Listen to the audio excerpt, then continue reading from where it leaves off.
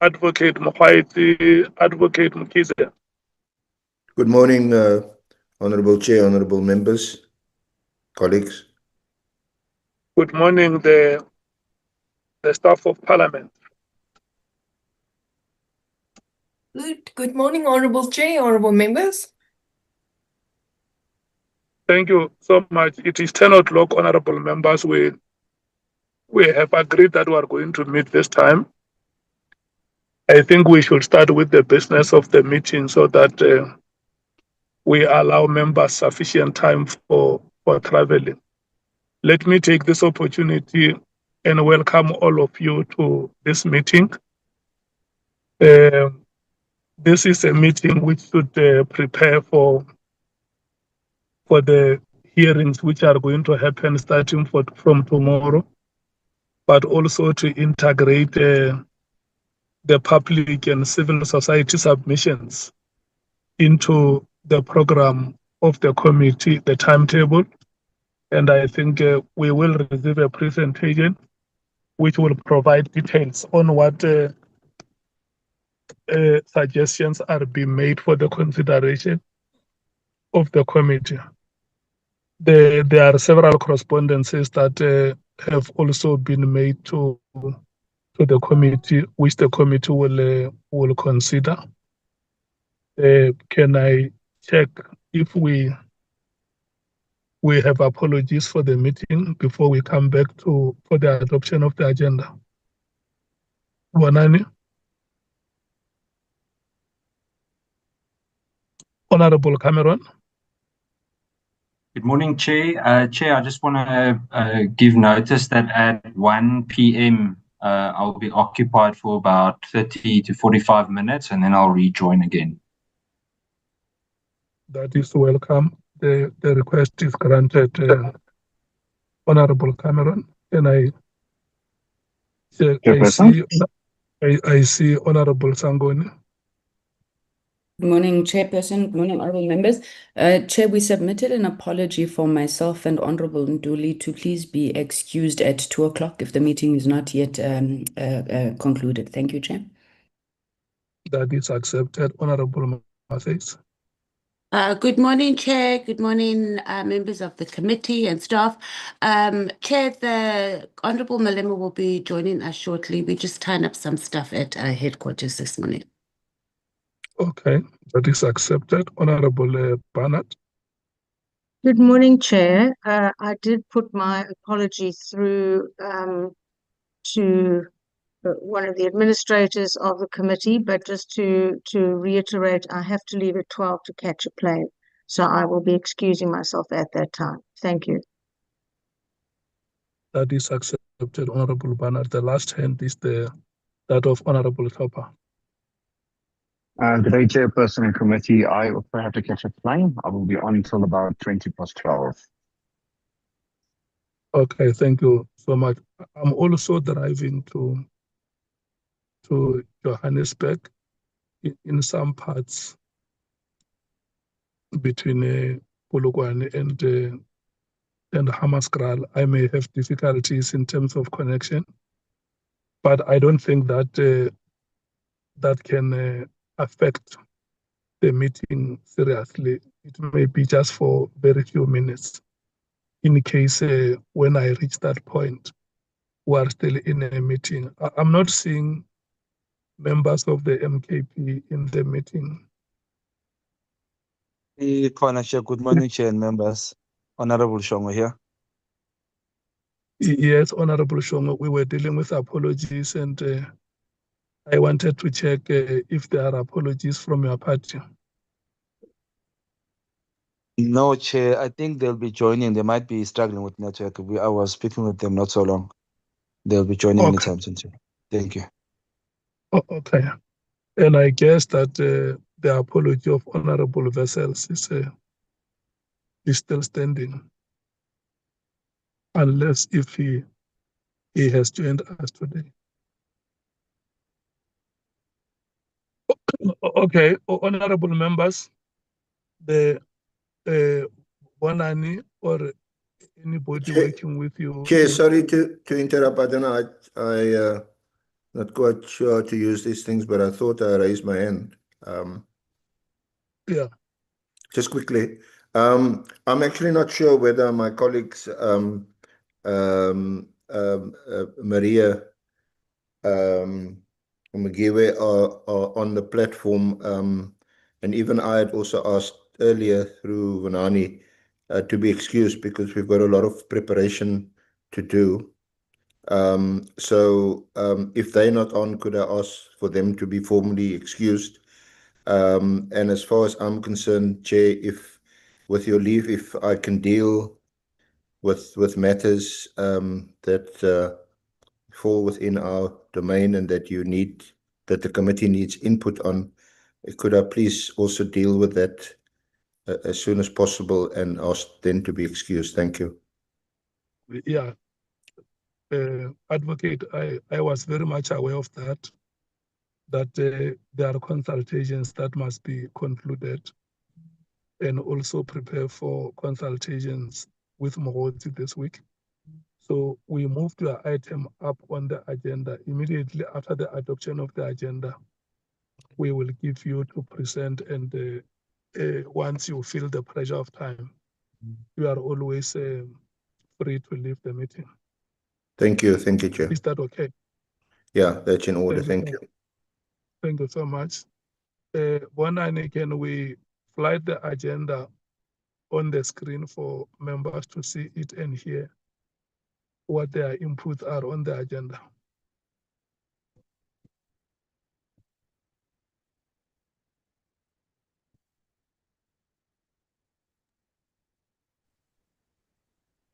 Honorable members, the first item is the report on consultation and proposed timetable of appearances, and that will be, like I said, will be inclusive. There will be dates suggested on how to deal with public submissions and civil society organizations. And then the next will be, the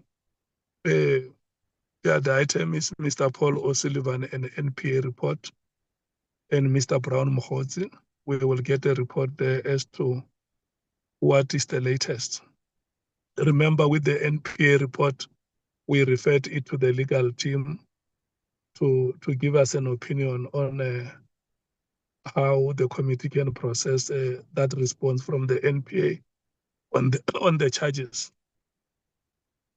the pending charges against Mr. Paul O'Sullivan. And then Honorable Sols has also requested that we give him chance. He gave us some minute details last time. We will afford him an opportunity to present. I had a meeting last week with the chair of the JSCI, and I think the letter which the JSCI has written to us has been made available to committee members. And then the honorable member from the UAT has written to us making some particular request about a witness that he feels may have to be invited before the committee. Committee members will consider that letter and the request thereof. And the MKP in the last meeting has requested to be given an opportunity to make a presentation on certain aspects of the judiciary. So those are the items that are on the agenda. Can I check if members want to make suggestions for additional items?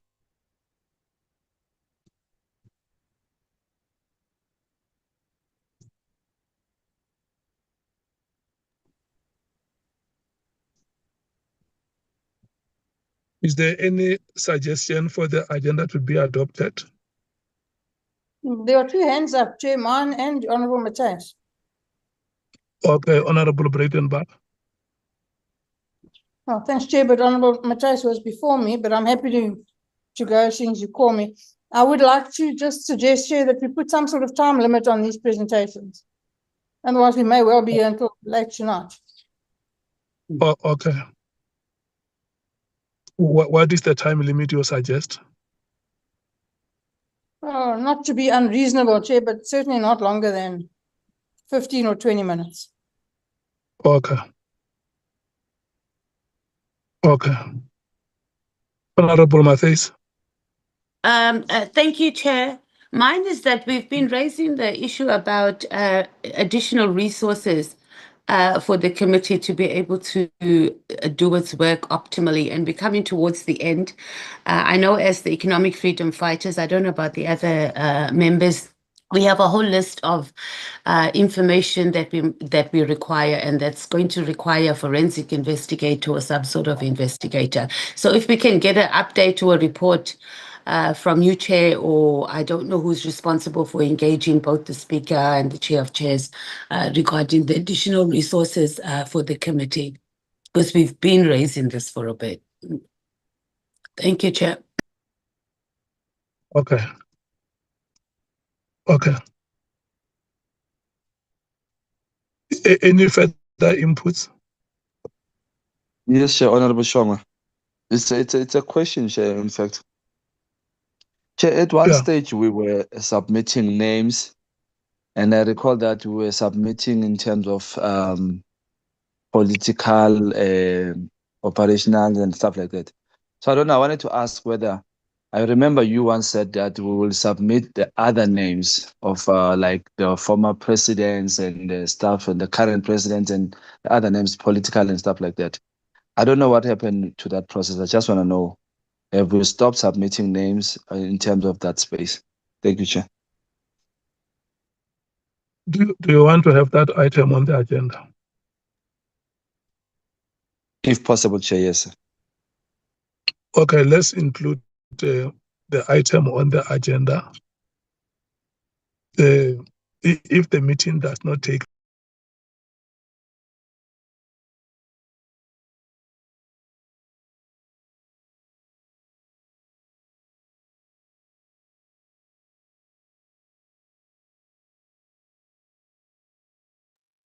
I don't seem to be hearing anything. Yeah, I'm afraid I've also lost all the sound. We've lost the chair. Oh, that's terrible.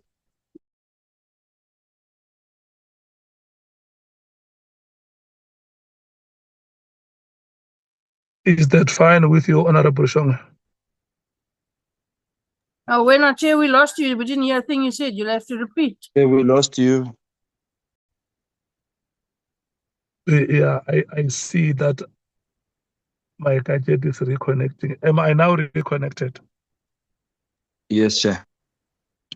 I'm saying the item that you suggest will be the last on the agenda, and we will look at the proceedings of the meeting. If at the time we reach the item, it's late and members feel that we can decide on another day, because I can see now on the program that we have some of the appearances which are going to be virtual. So I should think we will have time to discuss such matters if we don't exhaust it today. But let's have it on the agenda.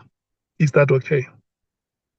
Chair, if I may, I don't mind it being the last or deferred to a next meeting, but as it was a point of clarity that have we closed on submitting names? What happened to that? Yeah, let's yes. put the item on the agenda, and we will discuss it when we Thank you. Thank you, Chair. arrive. Yeah. Thank you. Yeah. Is that all that honorable members wanted to suggest on the agenda? I'm not seeing any further hand here on the board. So I'm going to hand over to Mr. Tejana and the legal team to take us through the first and the second item.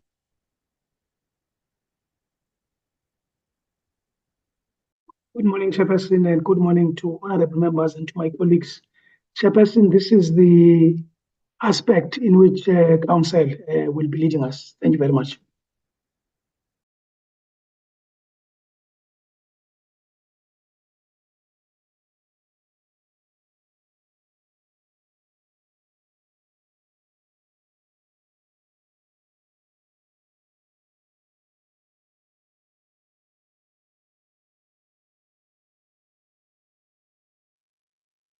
Advocate, are you unmuted? No, Chair, I'm waiting for you to indicate and I can speak. If I may, then I will proceed. Yeah, let's go ahead. Thank you, Honourable Chair, honourable members, my parliamentary colleagues. The program, or the draft program rather, is before you. It does look a bit different to a draft that we presented to them, but it's not a train smash. As indicated, this week we have McBride and Julius Mkhwanazi. I see the following week there's space on the 26th for oral submissions by civil society, and then on 27, 28, we've got O'Sullivan. Thus far, we have consulted with him virtually. He had also indicated as far back as 2 December last year in a email letter addressed to you that he was unable to appear in person. So that aspect needs to be resolved.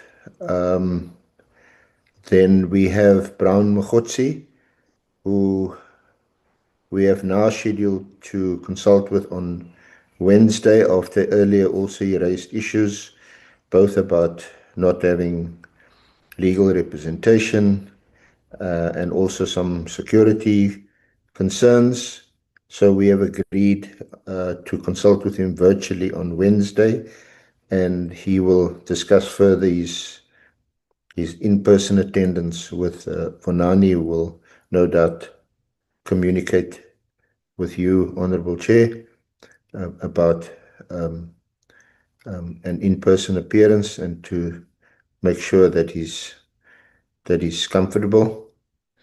Then on the 30th of January, you see there's some submissions by members of the public. That's fine, all virtually. Then on the 3rd, General Pashlani returns, and then we see that on the 4th of February, Honourable Adams and Honourable Kola Barnard are scheduled to appear, and then we conclude with Lieutenant General Mkhwanazi to do a sweep of allegations that have emerged during the course of the hearings thus far, and for him to respond to issues that have been raised by other witnesses and that he must deal with. Then we have further submissions on the 6th of February. On the 7th of February, I need some clarity. It says submission by evidence leaders on evidence presented to the committee. We are unsure, and I've raised this with Vunani. We're unsure whether this means that on the 7th we are expected to actually present a report on the evidence presented by all the witnesses, and to reference that with the terms of reference. That's going to be obviously not impossible, but highly unlikely. We still await all the transcripts. Thus far, we've only received the October 2025 transcripts. We haven't received November, December, and also I think it should be self-evident from the program that's before you unless one or two of our team takes off completely from hearings and just concentrate on drafting a report. We won't be able to get a report in by the 7th. We would request at least 5 to 7 days to go through all the evidence and prepare a draft report, and then for the committee to spend perhaps also 4 or 5 days deliberating on that report. So we would request some clarity on that. I think, Chair, that is my report for you and the honourable committee this morning. Thank you.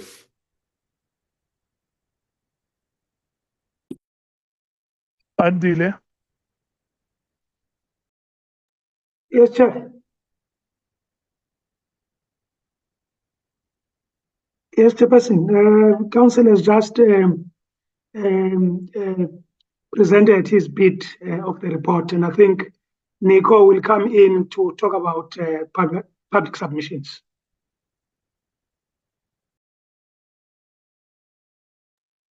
Over to you, Nico. I see that the Chairperson Okay, can we take the next item?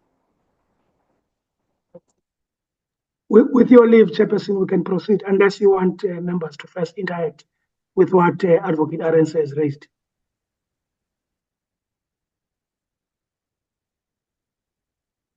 Yeah, I want us to move to the next. Nicolette?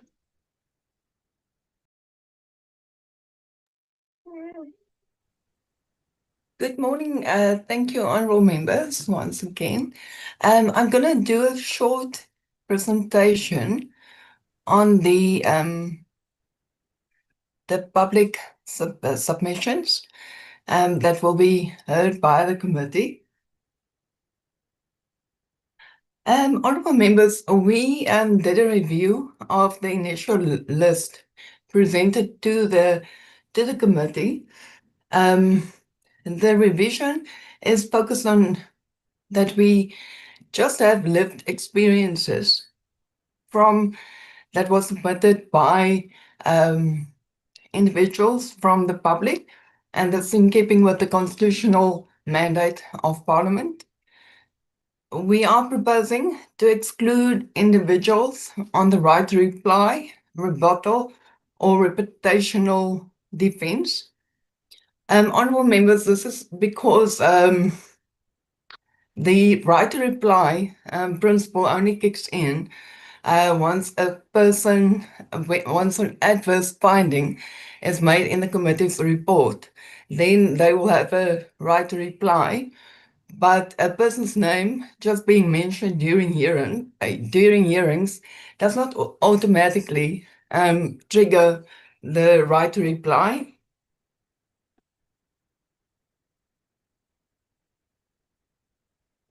Honorable members, the submissions from civil society will remain the same as presented previously and agreed to by the committee, and that their time will be limited to 40 minutes each, and then will be followed by engagements with the organizations by members. Moving on, honorable members, and the reviewed list of individuals include 12 people. So only 3 initial submissions or individuals has been or was excluded from the list, and these are mostly based, as I mentioned earlier, on the right to reply and rebuttal from witnesses or names being mentioned during the committee. These are the names that we are suggesting that will be selected for oral presentation to the committee. Then, honorable members, regarding the format, duration, and sworn statements, it is proposed that civil society organizations will not be required to submit sworn statements because their submissions are based on research. It is further recommended that individuals invited from public submissions be engaged as public participants for the purposes of sharing lived experiences and not as primary witnesses whose evidence is formally led by counsel. Their participation is intended to contextualize the written submissions received by the committee and assist in identifying systemic issues relevant to the mandate of the inquiry. And that's also, as I mentioned, really focused on lived experiences by members of the public. It is further recommended that all such participants be required to submit sworn written statements in advance, limited to matters within the scope of the inquiry, in order to strengthen the integrity of the process and ensure that oral engagements remain focused on the mandate on our mandate. Lastly, honorable members, we again recommend that these submissions, oral presentations, be limited to a certain time frame, and it is suggested between 40 minutes or an hour, and this will ensure equitable treatment of witnesses so that we don't have one witness testifying for an extended period while others with a shorter presentation will be limited.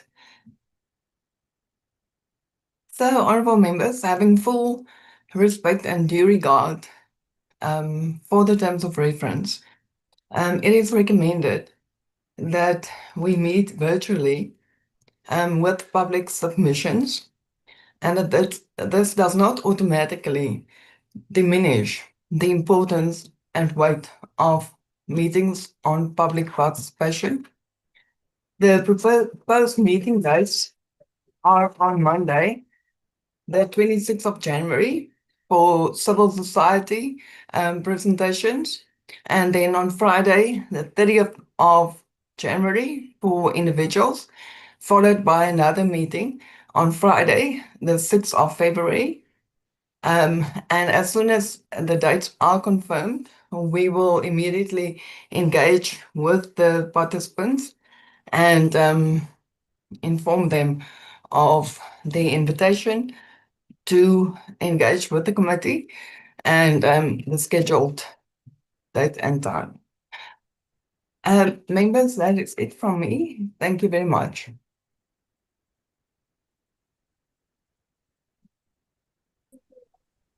Thank you so much, Nicolette. You are I can see that you are suggesting dates there. Can we have the slide on the dates remaining on the screen?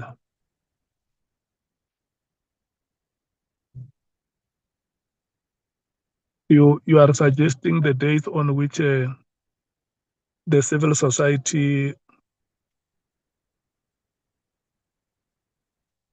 society organizations must be heard, and the suggestion is that it must be next week, Monday, the 26th of January, and then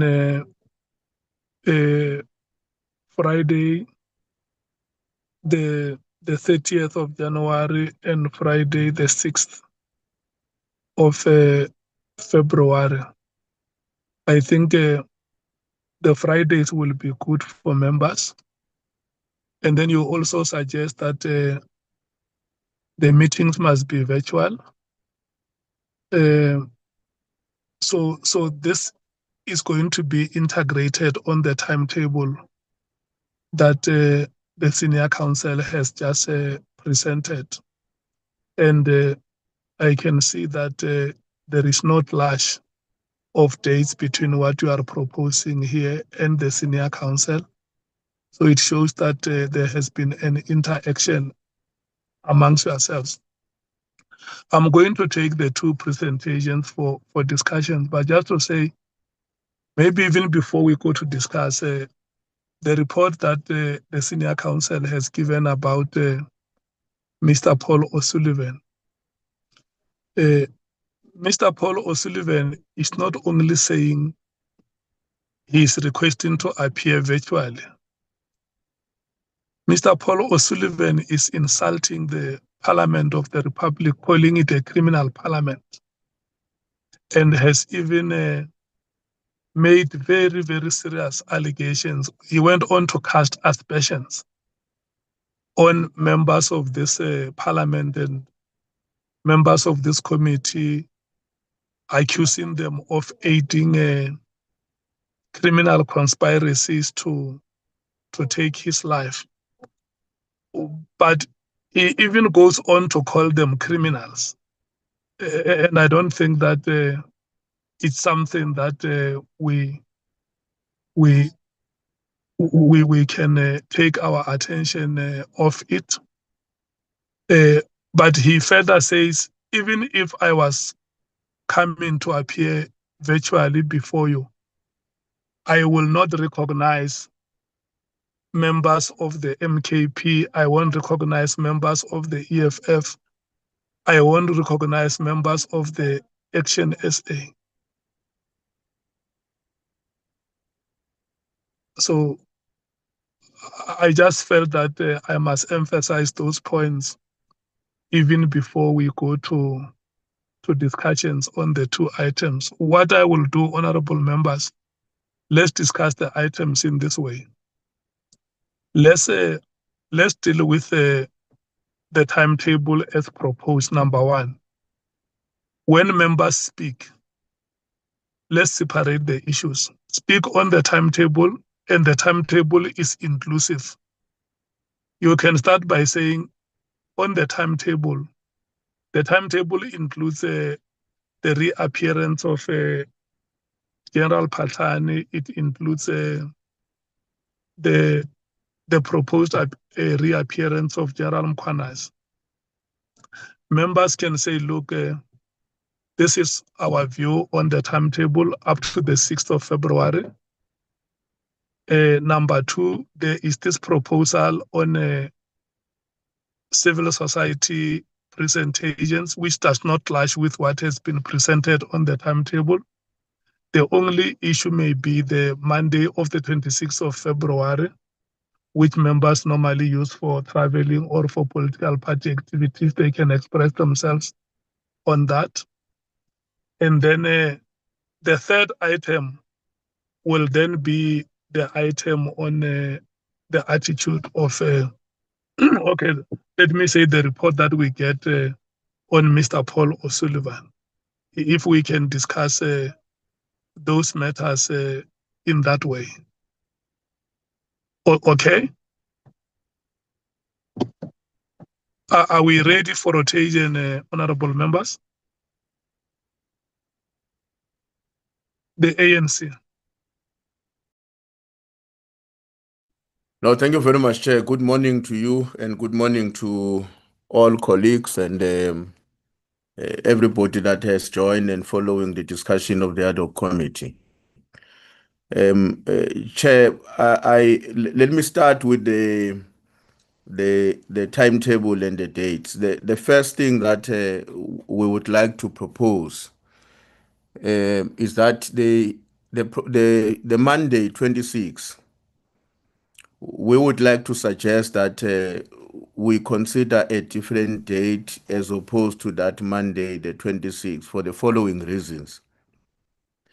That beside that is a constituents day. Mondays are like that, but also I know from the point of view of the African National Congress that we have a constituents work on that particular day, which might conclude around lunchtime. Now, if the day was meant to be used in its entirety, from morning to the afternoon, we might have a challenge. But if it is possible for the day to be used, let's say from around 1 until late, on our side, we can find a way to accommodate at least a few of our members to attend and participate. I'm saying that cognizant of the fact that usually we all travel to Cape Town on Monday evenings, but if there's no other way, I think we can find a way to compromise if the session is starting around 1 o'clock and it can finish whatever time late, and then we'll have to make our plans to take flights on Tuesday morning to rush for the Pahlana reappearance, which is on the 27th on Tuesday. And of course, because we usually start at 11, it should not be difficult for us to take early flights to catch up with that hearing on Tuesday. That's the first point I want to make. But of course, it's subject to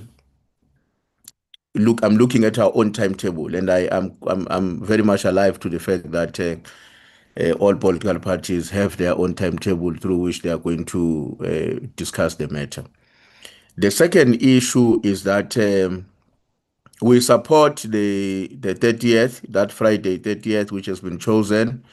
And I think we may need to appeal to all of us, to approach that Friday differently, or this could be one of the Fridays we approach differently, because usually we use Fridays to travel.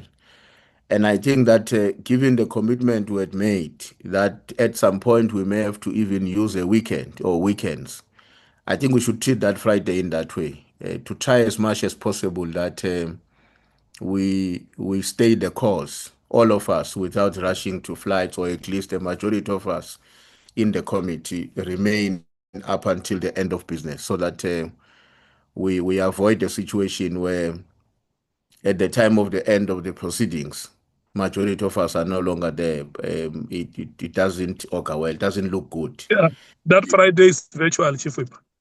Oh, it's virtual. Okay, all right. Yeah, it's virtual. Okay, no, thanks.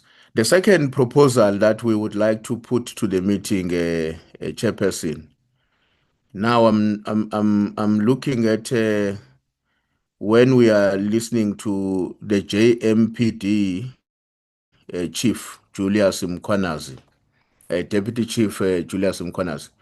Colleagues, we maybe we are influenced by the fact that like some of the witnesses who have appeared before us, who have seen Mkhwanazi in action, when he was Julius Mkhwanazi in action, when he was with the Madlanga Commission of Inquiry. We do want to make a proposal to this meeting, if it can be permissible, that rather than spending 2 full days on the man, why don't we make an undertaking to start with him on a Thursday? I think it's a Thursday, that 20th, if I'm not mistaken, Chair. But anyway, I'm just thinking that I think it's a Thursday. But to start with him, you are right. It's a Thursday. Yes. Why can't we start with Mkhwanazi on Thursday and maybe earlier, 9 o'clock, and we run with him until midnight, in the same way that we once have done it. I think it was Minister Mkhunu, or it was, but one of the generals, if not Minister Mkhunu. We were able to take up until very late in that evening. Because I do suspect that it will not be difficult for us to achieve our objectives, having worked with him over 1 day. I don't think it will be like Pahlane, where it's quite clear with Pahlane that we needed more time so that we can process his submission. So we would like to propose that, if possible, let's consider having Mkhwanazi over 1 day, and we drag him until midnight. Now, in an event where we agree on that, Chair, the Friday 21st can also be made available as a possibility if the team can organize any of the sessions, including the one that is, for instance, is planned for Monday, to be done on Friday. I know that the difficulty may be that that's the day when colleagues and honorable members are traveling. But I'm just leave what we can do with that Friday. Maybe let me not go to what we do with that Friday, even if it remains without any active activity of the committee. But we want to propose that we take 1 day with Mr. Julius Mkhwanazi and run throughout with him until midnight. The rest of the other dates and the proposed people to engage with us, that sequence of civil servants, civil society, and all of those, well, we think that that should be fine, Chairperson. We can do with that. The last issue on the schedule, did you say we must comment on Mr. Paul O'Sullivan? Or should we speak on that later? The committee has a decision on that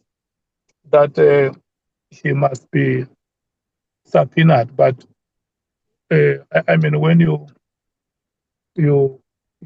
feel the attitude that he's expressing, okay, I just felt that the committee must express itself on the attitude of the witness. Okay. Maybe before I conclude with that one, Chair, then I see that we're seeing Mr. Brown Mkhwanazi on the 29th and 30th, if the schedule I'm looking at is the one which is correct. But I also remember that on the 30th, there is something suggested other than Mr. Mkhwanazi. Should I assume that the proposal is for us to see Mr. Mkhwanazi for 1 day as opposed to 2 days? If that is the intention with regard to the earlier proposal, we also don't see any problem with that, as long as our attitude would be as we're proposing on Mr. Julius Mkhwanazi, that we start early and we drag them through right into the evening. I'm saying that because I think I saw somewhere where the 30th is proposed for a session of individuals or something. I can't remember what did I see on the 30th. But if the intention is that we have Mkhwanazi for 1 day, we don't have a problem.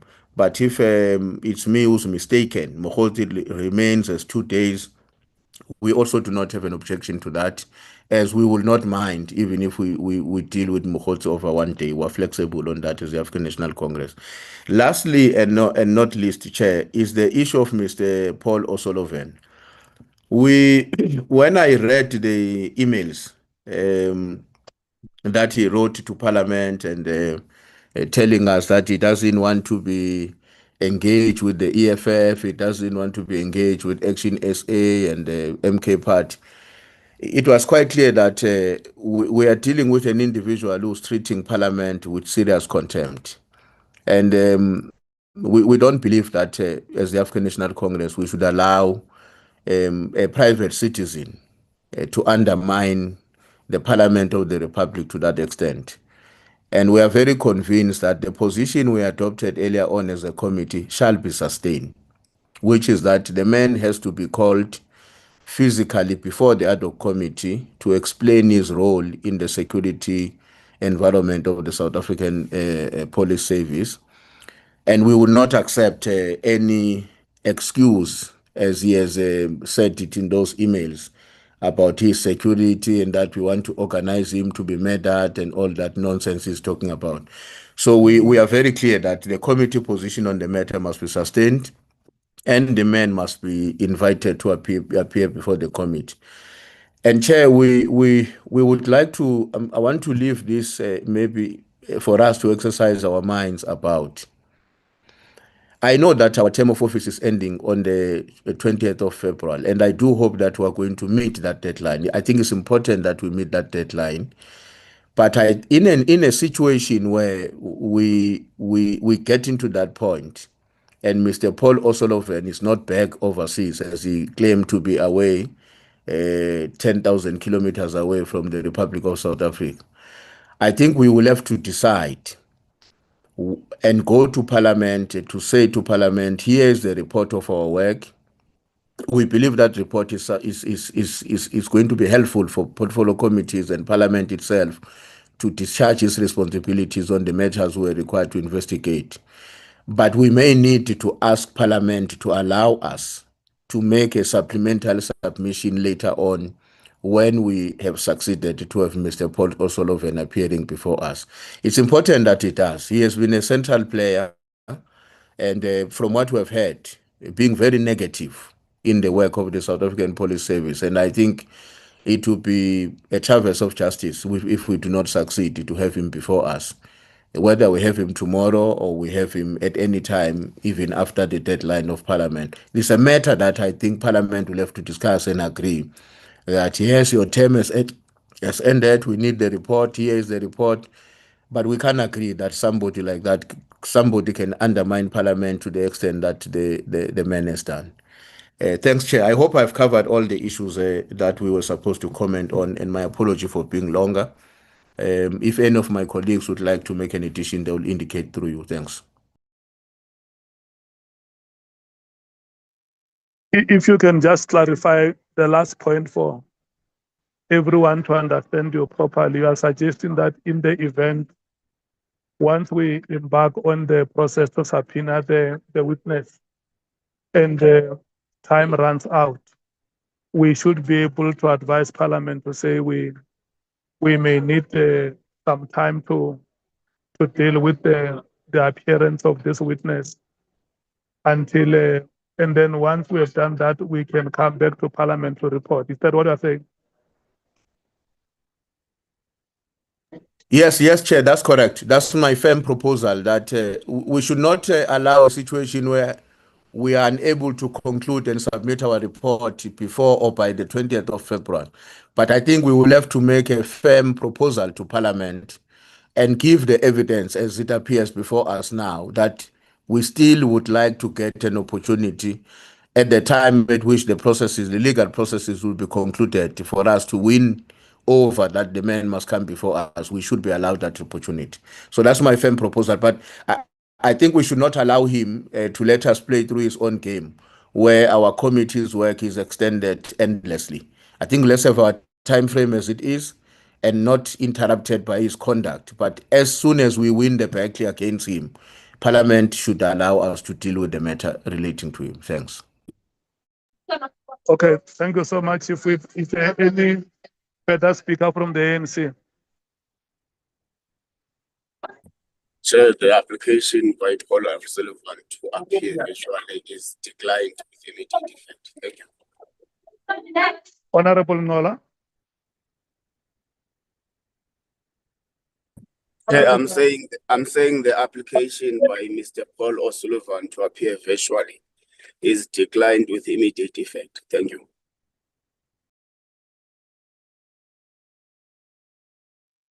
Okay, thank you so much. Let's move to the MKP. Thank you very much, Chair, and greetings to members of the committee and everyone who's part of this meeting. I think, Chair, let's start by engaging the proposition that has been made by the Chief Whip with regards to the testimony of Julius Mkhwanazi on Thursday. Our view on this one, Chair, is that it will depend on the volume of the statement that will be returned by the witness, or because I think the testimony of General Pahlana is a good event to make a reference on. We anticipated 1 day, and then we realized that he had later, after making a determination of a time frame, we then realized that it was impossible to conclude both his testimony and the interviews within the agreed time frame. So if maybe the legal team can guide us, if they already have the statement, but I think they said they are still going to consult with the witness. So if the witness does allow the committee to deal, and without any rush, to deal with the testimony, which will be inclusive of the evidence, leader's time and our time for questions, then we will agree. We won't have a problem. But we must not unreasonable rush things because we want to complete our program within the twinkle of an eye. But if the statement is big, then we must allow 2 days because we don't want the witness that will come here to this committee and later raise a complaint that they were not afforded enough time to adduce their evidence and to express whatever concerns and information they have in relation to our terms of reference. So that is our position on that proposition. Then also, Chair, on the list that have been proposed here, before we even go to dates, time frames, and so on, I think Honorable Shongwe, in a form of a question, has raised a concern indirectly that we have, that there is a list that we once agreed upon as this committee, which had various categories. So where is that list? Where is that list now? Maybe I missed the meeting which sat and reviewed the list and ultimately agreed on the list that has been presented to us now. It's difficult for us at this stage to take a conclusive position on the issue of the list that has been proposed to be the outstanding names that should appear before this committee. Reason being is that I think part of this agenda there is an item which talks about a report about the NPA and so on. There are prosecutors who were implicated by some of the witnesses who have appeared before this committee. And Batoyi alone is not adequate to give us direction in that regard. For instance, there is a prosecutor who was adversely implicated, I think, if my memory serves me well, by Nkabinde, who said that he unfairly withdrew charges against Paul O'Sullivan. And for us to probe that further, it doesn't need an external resource. Notwithstanding that we support a call made by the EFF for an external resource, but that aspect alone doesn't need an external resource. We can, using our own resources at our disposal at the moment, probe it further by asking for a docket, checking who was the prosecutor, and see if really it will be necessary for us to call that prosecutor to come and appear before this committee. So I'm saying, Chair, we are really, our great concern is that the focus has solely been on the SAPS. We have overlooked the NPA, we have overlooked calling Batoyi, and Batoyi, for that matter, didn't help us with anything.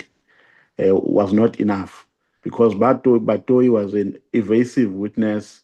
He was denying everything. He was, pleading ignorance to everything. So there is nothing that Batoyi helped us with. So there is a need to take matters deeper. And I think we have missed that opportunity and we continue to miss that opportunity as this committee. With regards to Paul O'Sullivan, well, I think, Chair, or before I go to Paul O'Sullivan, Chair, I think also the senior counsel, it doesn't appear well and professional when members of this committee or when we as members of this committee are having confrontations with the senior counsel. But sometimes it is inevitable, especially when members feel that they need to help the process. But I think it can be avoided, Chair.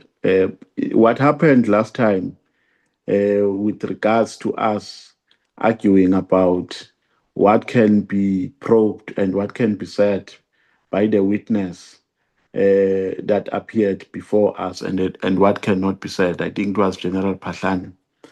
could have been avoided if the consultation between the senior counsel or our legal team and our witness was effective and accurate.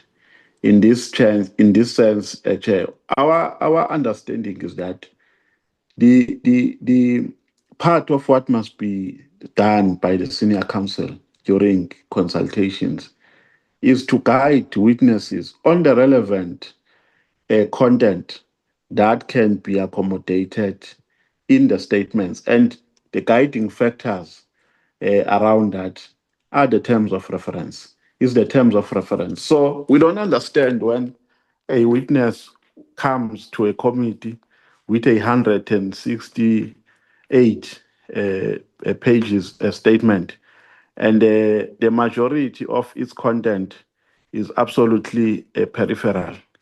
And then members will be triggered to intervene during the course of testimony upon realizing that some of the evidence is irrelevant. And unfortunately, you can't intervene at that time because already the statement has been written, already the witness has taken oath. So, and already members have read the statement, because once you put something on the statement and for us to read before we interview the witness, we're going to interrogate the witness based on what he has written on the statement, because it's part of the statement. You can't overlook things which, whether relevant or irrelevant, but the fact of the matter is that it is now part of the statement and it has been signed under oath. So if our legal team can maybe improve in that regard, Chair, we will be very happy. And it can maybe address the request that, or the proposal that the ANC has made through its chief whip to have Julius Mkhwanazi for 1 day on Thursday. Because if they stick on the terms of reference and not expand the statement beyond necessary, I think we're not going to have a very long statement which contains irrelevant information. So, Chair, we are saying our final position is that it's really difficult to make a conclusive position or determination, especially with regards to names that are yet to appear, considering the fact that we are still waiting for the report, for an update on the report of the NPA that will be given here, because we believe that these names are not enough. And also, the committee must, at the back of its mind, bear a possibility that the witnesses that will appear, the witnesses that are now on the list here, and public submissions might trigger an invitation of other people who have not been called before this committee as yet. And if such happens, then a room for such must be opened. So I'm saying that's a possibility, Chair, that we must brace ourselves for. That when witnesses come here and adversely implicate some of the names, then we might have to consider reviewing this list, and we might consider doing other invitations for other people to come and appear. For now, that is our submission, Chair. Thank you. You have forgotten the point on O'Sullivan. Oh, yes. No. On Paul O'Sullivan, Chair, our position is very clear. We can't be the ones who assist Paul O'Sullivan in undermining the authority of Parliament. So we must use every available mechanism to bring him physically to the committee. We can't be found wanting. The legal team must assist us with all the available legal mechanisms that can be used. And it must happen within the twinkling of an eye. We can't delay any further, Chair, because already he has shown a sign of refusal. So our legal team must attend to it expeditiously. Thank you. And then, given the points that you have raised here, but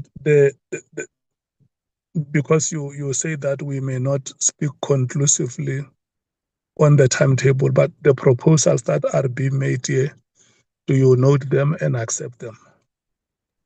We note the proposal, Chair, and we reserve our right to accept at this stage. Chair, we are waiting at least for the report. I understand what you are saying, that, but for instance, there is a proposal on the appearance of this week. Yes. That we must have McBride coming, we must have Julius Mkhwanazi coming. We are supporting. And there is also a proposal on the date that Patani must come back and General Mkhwanazi must come back. We are supporting those, Chair. Yeah, but you have issues to say. Yes.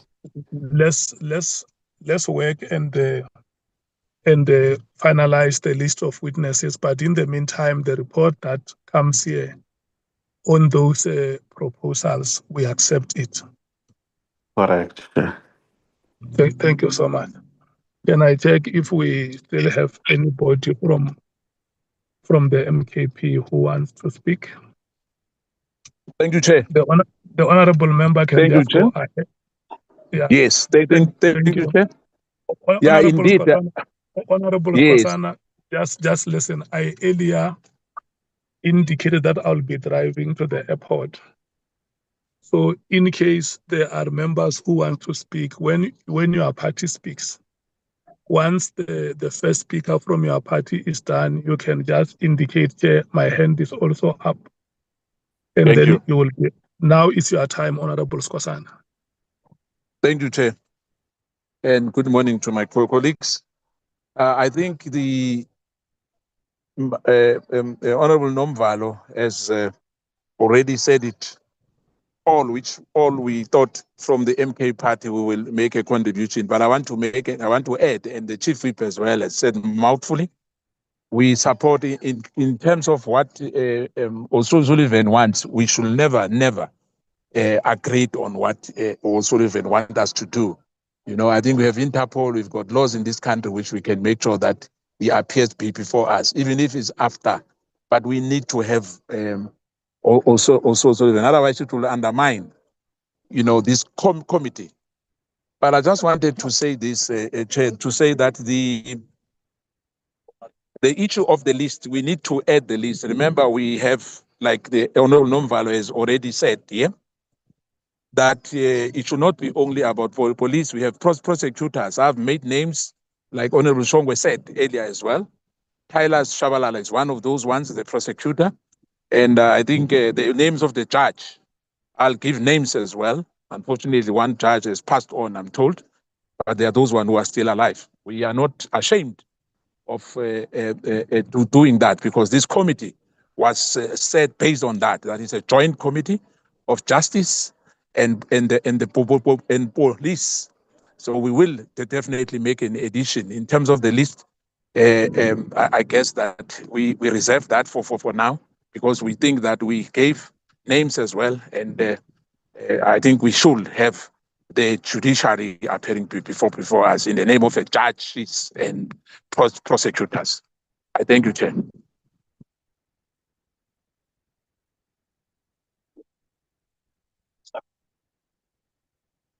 Yeah, that item is the last item on the agenda, Honorable Skosana. Remember the last time you requested that we must give you an opportunity to present today. We are going to ask for that opportunity. It's there. The item is there. Thank you, Chair. Honorable Shongwe, anything?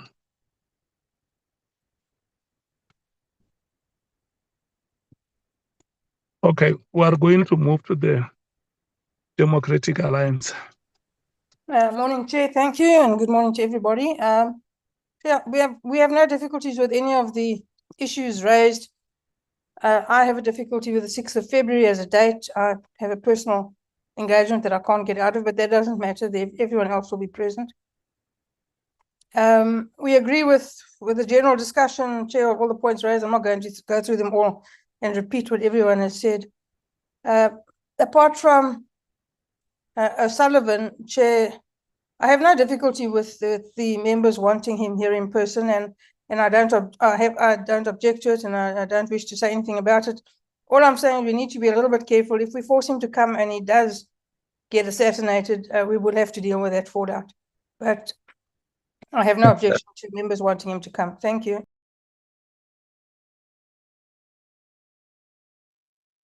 Thank you so much. Are you the only speaker from the DA, Honorable Breitenbach? Yes, Chair, the DI speaks with one voice. The DA speaks with one voice. Thank you so much for using the time frugally. May we proceed to the economic freedom fighters? Yes, thank you, Chair. In terms of the program, the dates that have been presented, we are in agreement with it, and we're also not opposed to what Honourable Ntuli recommended on or made proposals in terms of the actual program. What we vehemently opposed to, Chair, is this thing of having virtual, with having our witnesses virtually, both the public submissions and the civil society. We were very, very clear when we started this that we do not want virtual meetings. Now, I understand that we are at the last leg of this committee, and perhaps we're tired of always getting to Cape Town and staying in there late. But as members of Parliament, this is a very important ad hoc committee. The entire country is watching us, and we need to make sure that the work that we produce is the best work we possibly can. And doing it virtually is not it. We know, even now in these meetings, people are cutting out. We can't produce that quality of work, not for these hearings that we are doing. So we really oppose, and we really want to press on all members of the committee that all our hearings of any submissions must be done, and it must be done physically. Chair, on the issue of Paul O'Sullivan, obviously he must be summoned. And the process must start immediately, and we not wait until lastminute.com. We reserve our right on whether and maybe we just need to be spoken to or explain how the supplementary report will work. If we conclude and then we do a supplementary report. I mean, it was quite interesting that in his letter he says he's had planned a holiday even before the committee had started, and he didn't indicate that in the beginning when we first engaged him. And then coincidentally, he's only available, or his holiday ends after when we are due to submit our report. So I find that very interesting. But outside of that, Chair, we submit a report and then we do a supplementary report. It's like the entire initial report will change. I mean, as has been pointed out, that he's come up pretty much, I don't even know how many witnesses have not mentioned his name. So I think his testimony is going to be impactful on the actual, our final report anyway. So I don't know how the supplementary report will work, and we're not opposed to it, but we would just need clarity on how that will work. And the danger is also that he ends up being left off the hook. So we say we're going to do a supplementary report, then we are given the runaround also by Parliament, and we never ever sit. And it's not something that hasn't happened before. So those are also things that we are very conscious about. With the witness list, we also raised this in our last administrative meeting, that we need to have some level of flexibility, because as we hear in testimony, we are definitely there's going to be those one or two people that we might need to come and appear. So I don't want us that we conclude and that it's just final. Then on the public submissions, I see that there was a presentation that we must allocate 40 minutes. It's gone up from the 15 minutes. We're not opposed to that also. But Chair, I think we must not be too stringent on time because there might be just some information that is very important. We can't cut witnesses off just mid-sentence because the time has expired. And so let's also just keep that in mind, that we keep that. But as members of the committee, also in our engagement, we must just be cognitive because sometimes I do think we ask questions that might not necessarily be speaks directly to our terms of reference or is going to assist us. I think I've answered everything, Chair. I've covered everything that we need to cover. You will guide me if there's something that's missing or that the EFF hasn't addressed. Yeah. I want to check the proposals that are being made on the appearances of this week. You agree? Oh, yes, definitely. Oh, I did leave one thing out. We have scheduled Lieutenant General Mkhwanazi for the 5th of February, and then we have public submissions after that. I think the date for him must be literally, he should be our last reappearance of a witness. So scheduling him, and then we have witnesses after that. I don't think it's a sound decision, because there might be something that comes up through the submissions of witnesses and then that he might need to respond to. So that was the other proposal, that we might not even schedule him at the moment and see when we get closer to finalizing our witness list. Okay. And then you are also speaking very strongly against virtual hearings. Yes, Chair, I think we are just, I understand where members are coming from, but I think we're deteriorating the quality of work we are doing as an ad hoc committee by doing virtual, taking witnesses virtually. And given the fact that when we started and when we were engaging on the format of this, we were very clear that we are not taking any witnesses virtually. And now we as members of the committee are even proposing that we bring the public and civil society in virtually. It's wrong. Okay. I think the meeting hears your concern. We will come back to that one and rotate it and hear what is the take of the meeting on a virtual appearance of civil society and the public submissions. Is that all you wanted to say, Honorable Mkhwanazi? Yes, Chair, and the EFF Did you speak on the Paul O'Sullivan matter? Oh, yes, we're very clear about that. He must be summoned, and the summons process must start immediately. I don't think we need to be continuously engaging him and inviting him. He must be summoned. We must move into that process. He has started with the committee even during when we had witnesses before us, and we've tolerated his nonsense for way too long. As an ad hoc committee, as Parliament, enough is enough. He must be summoned.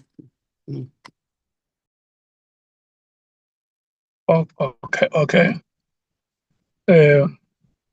Can we move to the Ingata Freedom Party?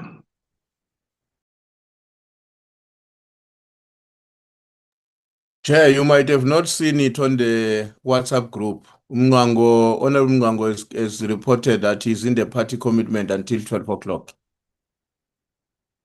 Okay, thank you so much for that reminder. The Patriotic Alliance. Well, thank you, Chair. Honorable Salt. Thank you, Chair. Can you hear me? I hear you very loud and clearly. Thank you, Chair, and greetings to the members. On the week's program, we agree with the proposal, including the one of the 1 day for General Julius Mkhwanazi. I'm not sure if his rank is general, but the chief, Deputy Chief Julius Mkhwanazi, we agree with the 1 day. With regard to Paul O'Sullivan, I think it's very important that we speak as one on this issue, and I think we've done so thus far. And Mr. O'Sullivan must understand that when he speaks of one of us, he speaks of all of us. There's no separation. And this strategy to nullify the legal weight of our proceedings by making it look like there are sides rather than a non-partisan approach of all of us seeking to find the truth. We must squash that immediately because that perception is very dangerous to make it look like that there are some favorable to a particular narrative and others not. We must always maintain the disposition that we are all seeking to find the truth without having chosen a side. So we stand with the position that Mr. O'Sullivan must appear before us physically, and then we must not be emotional or appear to be emotional. We must always be impartial. So as a matter of procedure and principle is the reason why we want O'Sullivan to come physically, because in our terms of reference, that has been the default or standard, except for exceptional circumstances. And that the definition of exceptional circumstances is subjective, and we have the right to interpret that, not the witness. So it is not because it is Paul O'Sullivan, it is because procedurally and as a matter of principle, we want our witnesses to come, the witnesses to come physically. And if that is our position, then we must not appear to be emotional then. We must then remain impartial and then emphasize the same approach for everyone. Therefore, we agree with the position that the public submission should therefore then also, as a priority, be physical and not virtual, because that's a matter of procedure and principle in terms of our terms of reference. Otherwise, if we say no, submissions can be virtually, then we are coming across as we are now just as an issue of ego and trying to show or throw around weight. We want O'Sullivan to come physically, but that's not what we're doing. So let's show that's not what we're doing. By having public submissions must be physical, Paul O'Sullivan must be physical because it is a matter of procedure and principle of the committee. And then I definitely agree with the fact that the public submission can't be after General Mkhwanazi. General Mkhwanazi should be the last witness. We would also like to propose that after the last witness, before General Mkhwanazi, that there is at least 1 or 2 days in between before the last appearance so that we can consolidate all the submissions that we've heard and then of course come on the last day and conclude with General Mkhwanazi based on everything that we've heard for the past few months. That is the proposal. And then the last proposal on that is also that on that last appearance of the main witness, the primary witness, General Mkhwanazi, Chair, that we please then also revert back to the model of cross-examination that we had at the beginning, where we receive an allocated time, but the responses of the witness does not eat into the time allocated to the member who is questioning.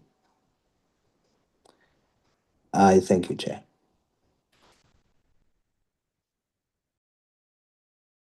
Thank you so much, Honorable Salt. Honorable James. Good morning, Chair. I'm not going to belabor this matter. As Action SA, we support the proposal by the Chief Whip for the upcoming week, and also to only have 1 day for the JMPD officer, Chief Mkhwanazi. We can do him in 1 day and maybe just start earlier. On Mr. Paul O'Sullivan, I think this committee has been clear for a very long time. And I'm actually just taken aback at the fact that by now we haven't started the process to subpoena him to Parliament. I think that should have been something we should have done and started a long time ago, because we had already agreed it's not the first time that we are addressing this matter. Also, with regards to General Mkhwanazi appearing, when he appears, I want to ask, what is the actual intention and what is the actual reason? What is it that we want to hear from him at the end of this entire process? Are we specific? Are we going to probe certain things that we need clarity on? Or are we just simply calling him back to give his opinion and his finding on all the witness statements and all the witnesses that has appeared before us?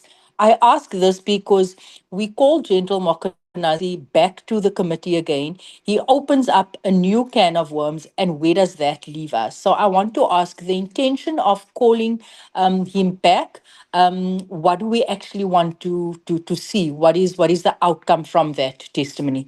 And I think that's it from my side. Thank you, Chair.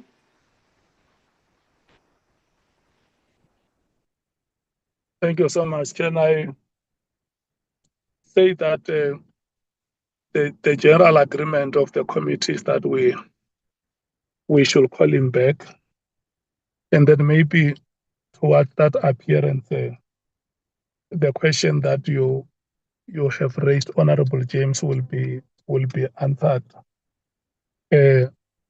because it's not a new decision; it's a decision which members have made some times ago. At the time we approached the date of appearance, let's come and agree on an approach. How do we want to approach that meeting? I think the legal team can help us to formulate. But what I hear you saying, honorable members, is that the proposals which have been made here on the appearances of witnesses and members of civil society, with respect to the dates the members agree with. Of course, there are some amendments that members have expressed with regard to the number of days, or in case of witness Mkhwanazi from Ekurhuleni, that he may not be allocated Thursday and Friday. But generally, members agree that let him appear on Friday, and there has also been a suggestion that maybe we can start a bit earlier on that Thursday, so that where possible we finish on that night. And then there has also been a suggestion that Monday may have to be reconsidered, the 26th of January. I think the technical team will go and look at that and look for other suitable dates. And members say, look, we note and accept the report that is being given here, but we want to state it here that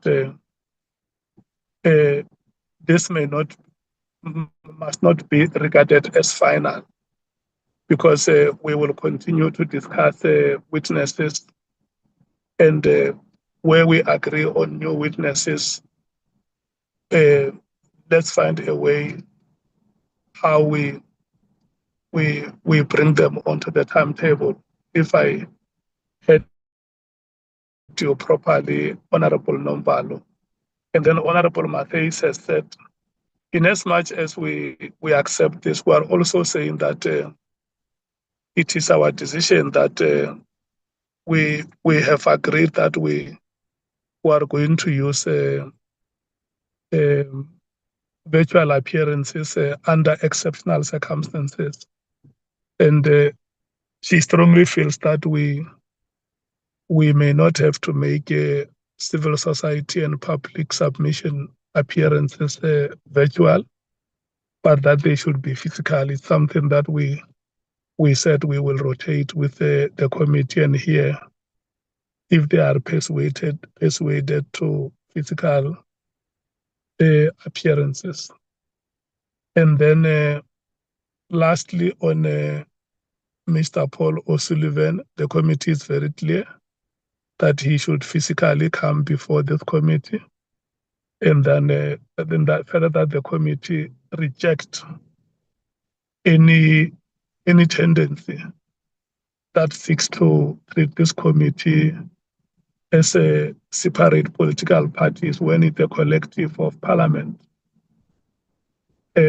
So there is no way in which a witness can say, I'm going to appear before you, but I will not recognize so and so. In fact, it's a contempt of parliament and its own processes, if one has to paraphrase what the chief whip has said. So, honorable members, can I come back to you and hear what your views are on the proposal that we can't have virtual, or that we must not opt for virtual appearances with regard to civil society and public submissions? I'm starting with the African National Congress. No, thanks, Chair. Oh, sorry. You may Go ahead, continue. You may No, continue. go ahead. Must I continue? Yes. Okay. I'd rather add if there's something. Thank you. Sorry All about right. that. I thought you are not back as our principal leader in this discussion. No. Thanks, Chair. Chair, just before we can take a firm position on the matter, I fully understand the concerns raised by Honorable Matthias in this regard. I get the point, because sometimes when we take certain proceedings virtually and others not virtually, we send an unintended message about the ranking or the seriousness with which we're taking certain witnesses as opposed to others. And I'm much more conscious of the fact that as this committee, we should never appear in that light in the eyes of the public. I just want to check how many days are required for us to deal with these other processes other than the witnesses. If you can remind me, Chair, because I want to make a proposal. I just want to know, I remember 2 days were suggested. Those are the only days that are required for that purpose. That's my question. The suggestion which is being made here is that for you to cover all of them, you will need 3 days. Or we will need 3 days. Yeah, it may be 1 day for the civil society. There are 6 of them. You can allocate an hour each. And then there are 2 days proposed for public submissions. I think they can also be treated as such. You can break them into 2 halves of 6 each, and then allocate each one an hour per day. Okay. If my reading of what was here is anything to go by, Chair, then I want to suggest that to accommodate that concern, we continue with the 30th, but we do it in person, not physical, which is a Friday, 30th. That's number one. Number two, I was also going to suggest that we take the Monday of the 2nd of February as the second day at which we can do them in person as well. I know Mondays are difficult for most of us, but I think in the light of the point that one was raising earlier on, even if not all of us are there, some sacrifices will have to be made on some of the days. Because as Honorable Matthias was speaking, what was ringing in my mind was what could be the way in which the population read us or interpret us in relation to having to deal with their own matters virtually, as opposed to our insistence on other witnesses appearing in person. So my humbly proposal is that if you remember, Chair, even the 26th, I had said is fine. As the African National Congress, were fine with it, but we would prefer that It starts in the afternoon, but it might not be workable. So now that we're talking about physical, let me just discard it because I was talking about it in the light of the proposal for virtual. Now, if we can agree to take the 30th and take the 2nd of February, which is a Monday, and then I would suggest that we also take the Saturday, the 7th of February, and that will conclude, in my own view, if I'm wrong, I'm right, the hearings that are supposed to be dealt with the public. That's the proposal I want to make. But of course, Chair, as I stand down, please note that Honorable Sangon is our supreme leader. She said she's going to make a decision. She might override that proposal. Thanks. Okay, maybe even before she comes in, let's also think of the days that we have allocated for Paul O'Sullivan in case our processes to get him here at that time have not been concluded, or it's not possible to have him on those days. It may be possible to have him on those days. It may not be possible, but in case it's not possible, I think we can also use those days profitably. Honorable Sangoni. Thank you very much, Honorable Chairperson. I'm not the supreme leader, but we also speak in one voice. No, I am in agreement with the Chief Whip broadly, Honorable Chairperson. I think the issue of dates, without necessarily committing to the dates, maybe that is some work that the Parliament staff can just help with to see what works, including your proposal of the day when Mr. O'Sullivan was supposed to appear. My one concern, Honourable Chair, while fully supporting the sentiment raised by Honourable Mates, is the cost of travel. Who is going to bear the cost of travel for the individuals in particular? I'm sure civil society, they seem to be very well resourced. They would be able to transport themselves. But can we then just factor in the cost implication as we take the decision around virtual meetings? But we support the principle. I just want us to be mindful of cost, Chair, and it must play a role. We had said right at this at the beginning of this committee that we would want to keep costs as low as possible. But if it has been the norm that we're paying for all witnesses, well, this is what, maybe another 20 witnesses or so. I'm not sure if it's something that we are going to be able to cross over the line that easily. But thank you, Chair. We are in agreement as per the input by the Chief Whip. Thank you. Thank you so much, Honorable Sangoni. Do you still have any speaker from the ANC? If you can confirm. No additional speakers, Chair. Thank you. Thank you so much, the MKP. Yeah, thank you very much, Chair. Actually, you've read our mind, Chair. We're going to make a similar proposal that we consider, because the possibility is that Paul O'Sullivan won't appear. So we will have those days open. So let's make use of them. We agree with, we are sharing the same sentiments with Honorable Mates, that let's treat all witnesses equally. And also with regards to the issue of cost, which Honorable Sangoni is raising, Chair, I think if we've been paying, I think she has actually concluded it very well to say if we've been paying costs for other witnesses who have appeared before us, let's maintain the same gesture, because we can't send a wrong perception, because most of public submissions maybe are made, or some are made by people who are unemployed. So, and they are in a less better position than the position of the witnesses who have come before this committee, because most of them are working in subs, some are bosses and so on. But I guess we have been taking a responsibility of their costs.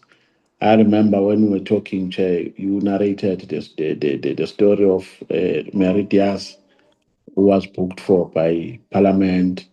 He slept in an accommodation booked by Parliament. So we can't now, when we're dealing with members of the public, change our approach. So, Chair, let members come unless there are exceptional circumstances, as it is entailed in our terms of reference. Let them come physically and give their testimonies. Thank you. Okay. Do we still have anybody from the MKP?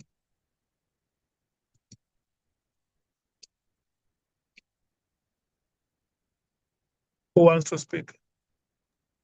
No, Chair, MK speaks in one voice sometimes. Thank you, Chair. Okay. May it be all the time. Thank you so much for learning from the Democratic Alliance. the, the DA. Thanks, Chair. We're done. We've said what we want to say. Okay, thank you so much. The EFF. Chair, just on the issue, ours is on the issue of costs, and I think it's opportunism when we raise issues of costs on certain matters here and who's going to cover costs. There are a lot of other things going on in this country, and I keep coming back to it. We keep coming back to it, like the national dialogue, and Treasury has money for that. But something as critical as this, we must always be considering costs. We're already working currently as this committee on a very skeleton budget that is not even proper for the type of work that we should be doing. And we must also just be mindful that here in Parliament, this is where budgets are approved, where money is allocated, and it's not the other way around.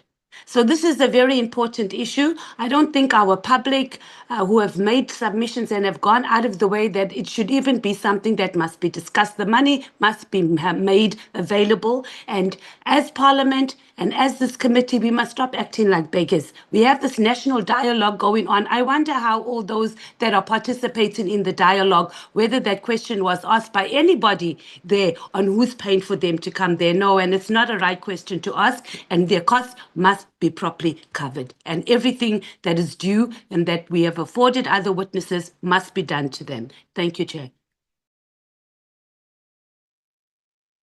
I don't think that the issue of the cost was raised to say it must not happen, but just to say it's a matter which the committee must take into consideration that there are going to be costs that will be incurred. But the point that you raise is valid, that Parliament is responsible for public participation. And in as much as we run the public participation programs, they also have pecuniary implications. That is, I think both of you are right. You don't have to fight over it. So that when it is presented to the authorities, they must understand that it has financial implications. But of course, we can only be able to determine that when we know who comes from where. You may find that most of the witnesses come from the Western Cape, and there is no need to incur any cost except to deal with their traveling.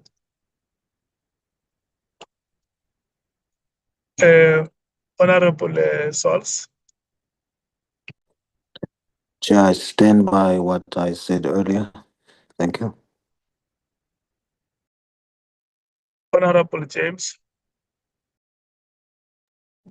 Thank you, Chair. I support the proposal by MP Mates that the members must come virtually. The witnesses needs to come virtually. Thank you.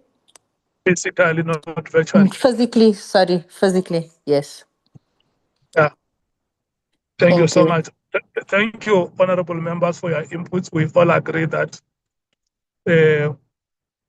we must maintain the standard and have all witnesses appearing physically. I think they will have the understanding that they are being respected by this parliament, and there is enthusiasm on the part of parliament to listen to their issues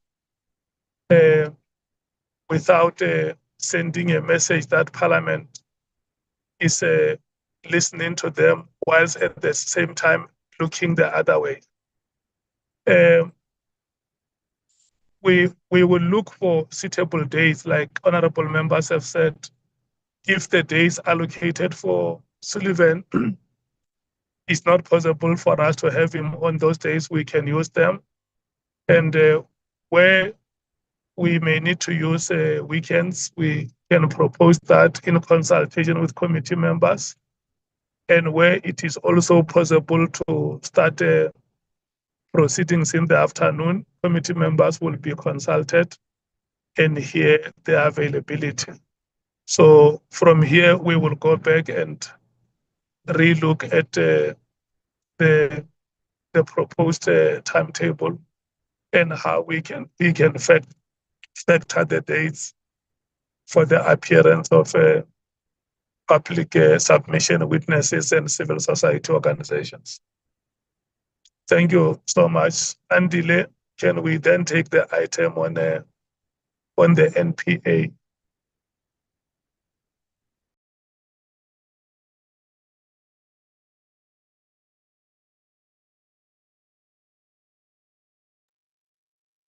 Good morning again, Chairperson, and good morning to honorable members and my colleagues. Chairperson, mine will just take 2 minutes because I think it's just a small issue. So what happened, Chair, is that as you recall, there was correspondence addressed from the committee regarding prosecution of cases or lack thereof relating to Mr. O'Sullivan. And Chairperson, you will agree to me that a letter dated the 17th of December 2025 was then sent to the committee. The case, Chair, was opened in Pretoria on the 12th of January 2017. And the charge sheet relates to charges of fraud, impersonating a member of IPID, and 2 counts of extortion. Chairperson, the long and short of it is that the case was struck off the roll in terms of Section 342, capital A of the Criminal Procedure Act. This section, Chairperson, empowers courts to investigate and address unreasonable delays in criminal proceedings. This is aimed at protecting fair trial rights by considering factors like duration and reasons for the delay, claim for the delay, impact on the personal circumstances of the accused, prejudice, effect on the administration of justice,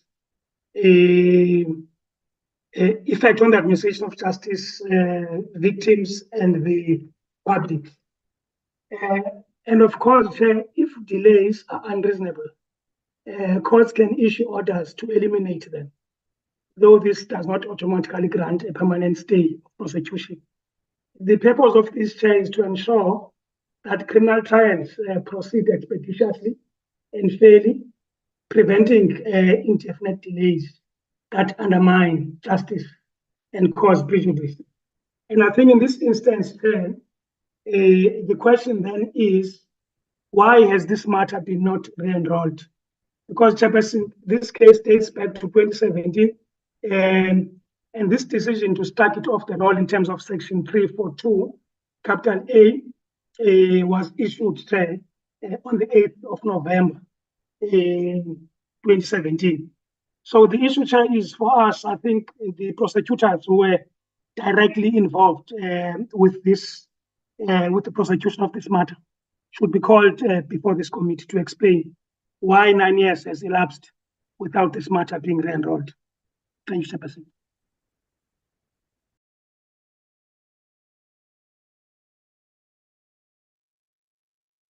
Can you come again on the recommendation you are making to the committee? Okay, Chair, I'm saying the question, Chair, is why has this matter not been re-enrolled when a period of 9 years has elapsed, Chairperson, because the basis upon which it was struck off the roll was because of delays. In other words, it was in terms of Section 342, capital A of the Criminal Procedure Act. So I think the remedy is that the prosecutors who were responsible for this case, Chairperson, should be called to appear before this committee to explain why this matter has been left hanging for 9 years. Thanks, Chairperson.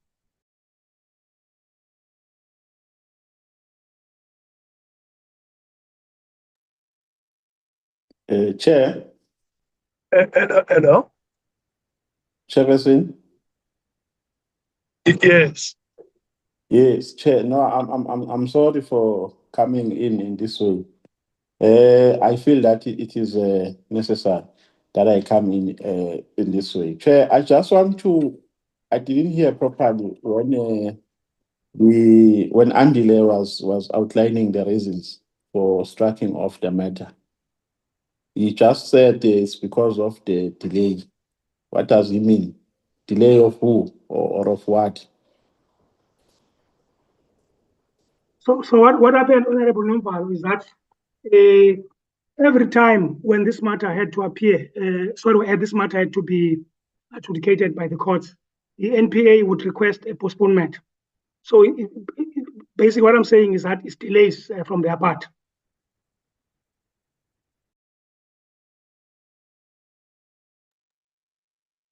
Chair, may I ask a question?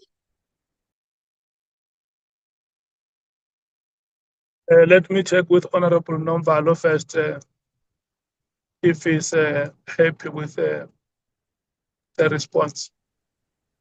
Yeah, no, what I hear, Chair, is that Andile is saying the NPA was delaying in court. It was asking for constant postponements, and the matter was therefore struck off because of that. I don't know if I heard it correctly. Yeah, no, he confirms that you heard him properly. Honorable Breitenbach.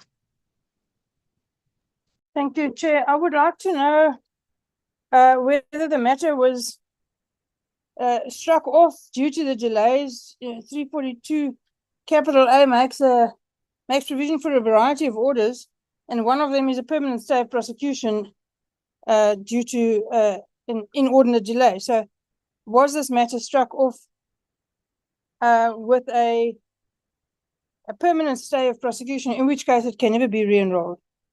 Now, I'd just like to know what order was made. Thank you.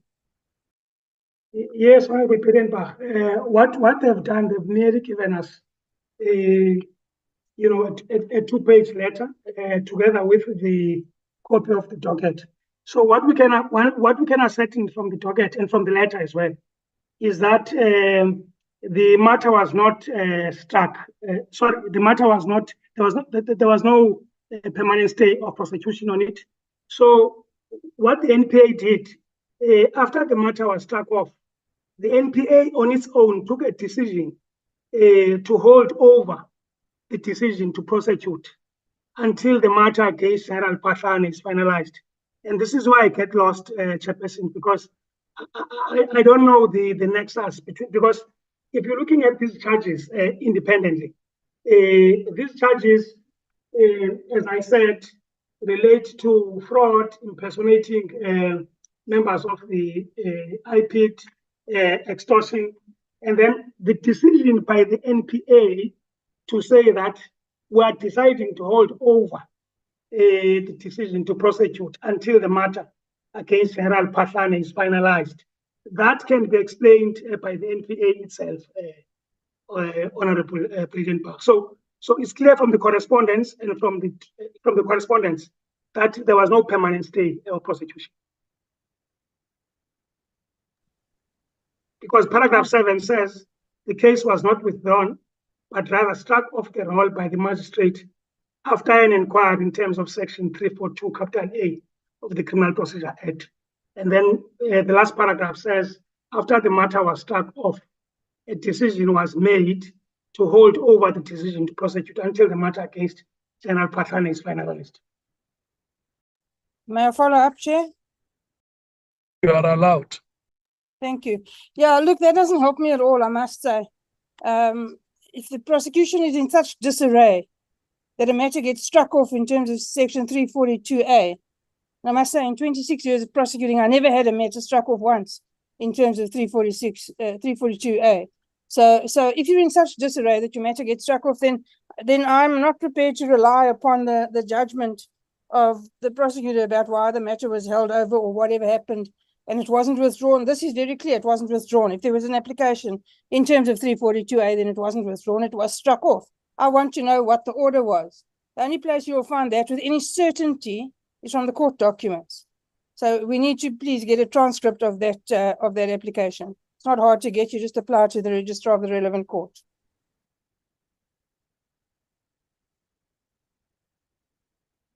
Thanks, Yeah. I'm now going to rotate the parties. Can you restate that recommendation again and delay on how this matter must be dealt with so that the parties know exactly what they engage?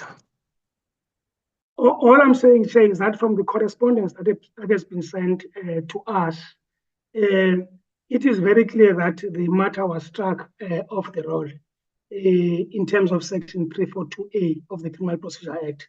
Now, what I'm saying, Chairperson, is that the people who are working on the case, itself, would be better positioned to explain, Chairperson, as to why, for instance, 9 years later, we still have this matter not having been re-enrolled, particularly in view of the fact that there was no permanent stay of prosecution.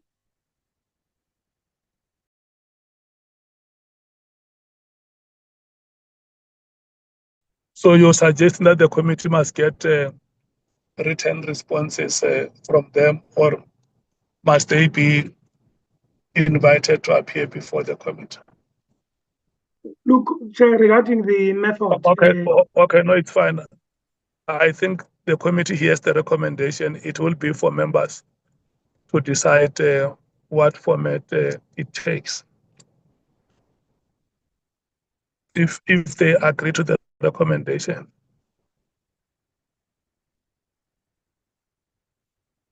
Can I start the rotation? African National Congress. Thank you very much, Chairperson, and let's thank Andile also for the report. Chair, I don't think we have a firm view on this one, and I think we are being persuaded by Honorable Breitenbach's questions, and I think the conclusions that she comes to. I would have thought that when we asked the committee of staff to write to NPA, part of what we expected in those responses were the reasons for the delay. I'm not sure at this particular point how much we're going to be able to get from the prosecutors to just call them and say, why are the delays? Call them all the way to Parliament to say, why are the delays on the Paul O'Sullivan matter? Now, what I hear Honorable Breitenbach saying is that we need to get the court record so we understand what the issues are. And I think on the basis of that, we could write back to the NPA, given their initial correspondence, seeking written responses. I know that the appetite of the committee chair is always, to call, summon people to Parliament to explain. We are not opposed to that. We're just looking at, what is the most effective way of doing this.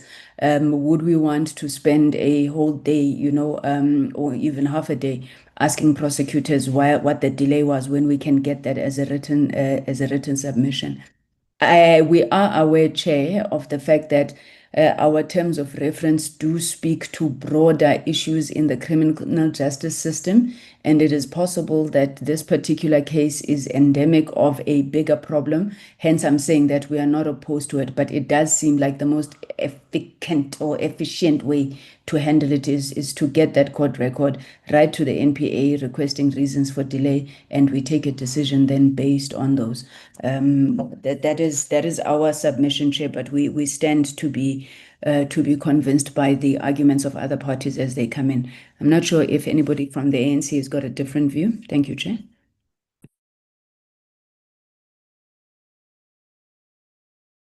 We are covered, Chair.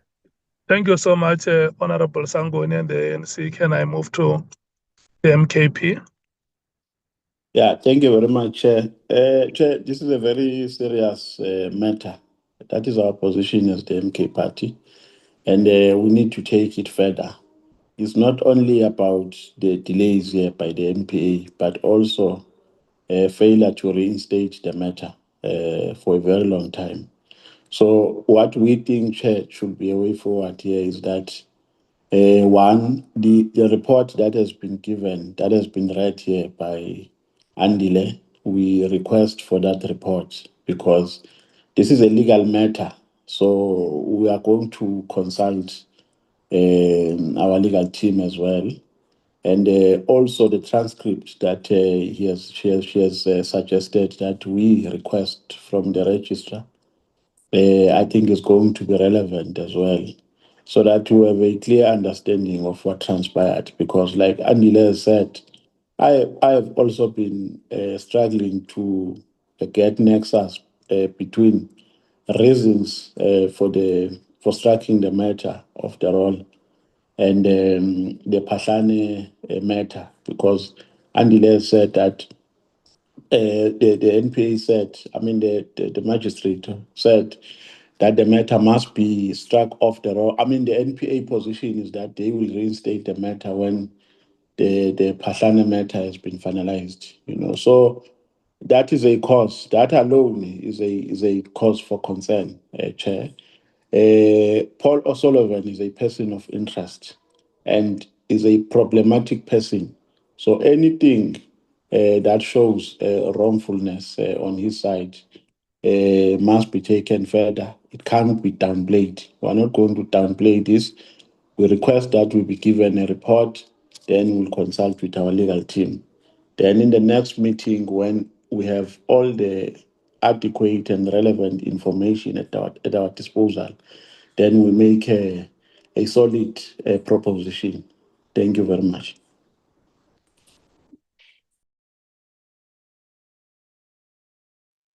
Is that you alone speaking, Honorable? The MKP I'm here. speaks in one voice, can I assume? I'm here, Chair. I've Thank raised you my so hand. much, Honorable Skosana. Yeah, I must emphasize, Chair, once again that, it's even worse. Paul O'Sullivan has mentioned MK Party, that he won't participate because of MK Party, which is a cause for concern. He can't dictate who he wants to appear before. He's labeling us. That Honorable Skosana, that is not the point we are dealing with. No, I understand you, Chair, but I'm making a point. I'm just emphasizing that to say the issue of Paul O'Sullivan. Paul O'Sullivan, the issue of the NPA, these delays and other, I understand that, Chair, very well. Hence I wanted just to emphasize on the issue, because I know he might take us to court to delay all these matters. We'll finish this committee without having him appearing before us. Because the NPA as well, they are dropping the ball. But thank you, Chair.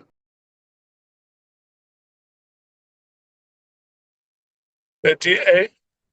Thank you, Chair. I don't agree with the recommendation of the report, Chair. We don't have any information upon which to take a decision.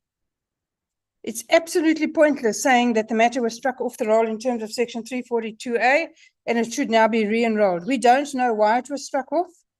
It will have been struck off for an inordinate delay on the side of the prosecution. That's very clear. But we don't know why it was struck off, what the reasons were, and we don't know what the court order is. And without the court order, we can have this debate until, the cows come home, it will make no difference.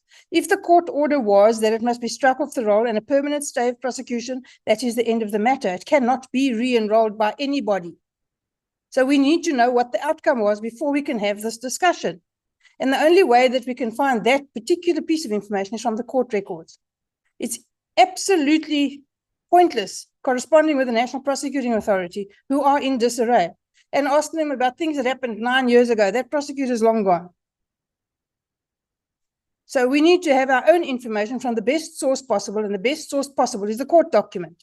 So I suggest that we get the court record, ascertain what the reasons for striking it off were, what the order was for the strike off, and then we'll know how to take it forward. And until we have that, Chair, there's no point in this discussion. Thank you. Thank you so much. The EFF. Thank you, Chair.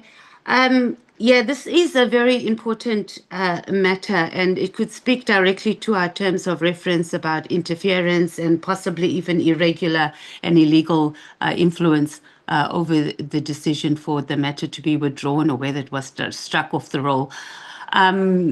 We are aligned with the view that let us get all the information and our legal team goes through it, presents a report to us, and then we take a decision on how we're going to move forward in that regard. And the sooner we do it, the better, because it will also speak to, well, if Paul O'Sullivan ends up appearing before us, but it doesn't also stop us from making findings based on that. Thank you, Chair. Thank you so much, Honorable Sauls.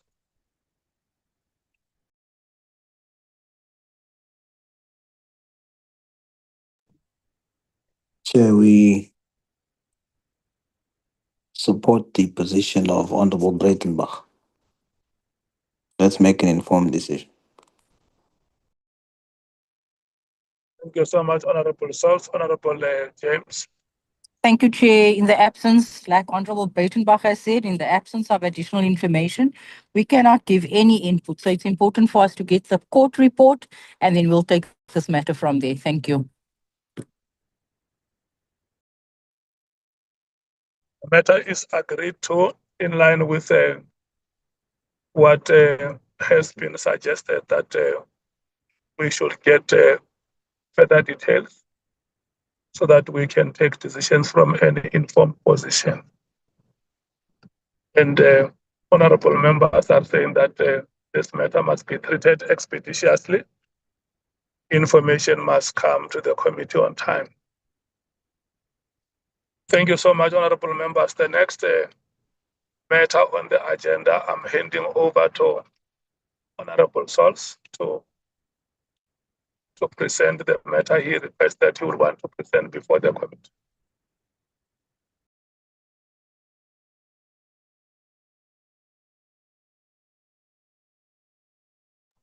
Well, thank you, Chair.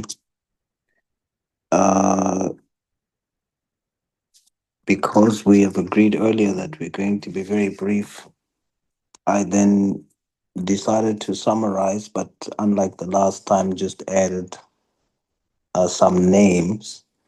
And then the second one will be just me talking through the email of the second person that I've received, and then I'll leave it there and I'll be advised what the next steps should be. So the first one is from a Paulina Temboho Ramajua, and then supported by a witness, Teresa Rapoto, a journalist with 23 years experience and the producer of the reality show Izangoma Zodumo. In 2020, Paulina's husband was murdered, and 5 others who was part of the cast members of the said reality show.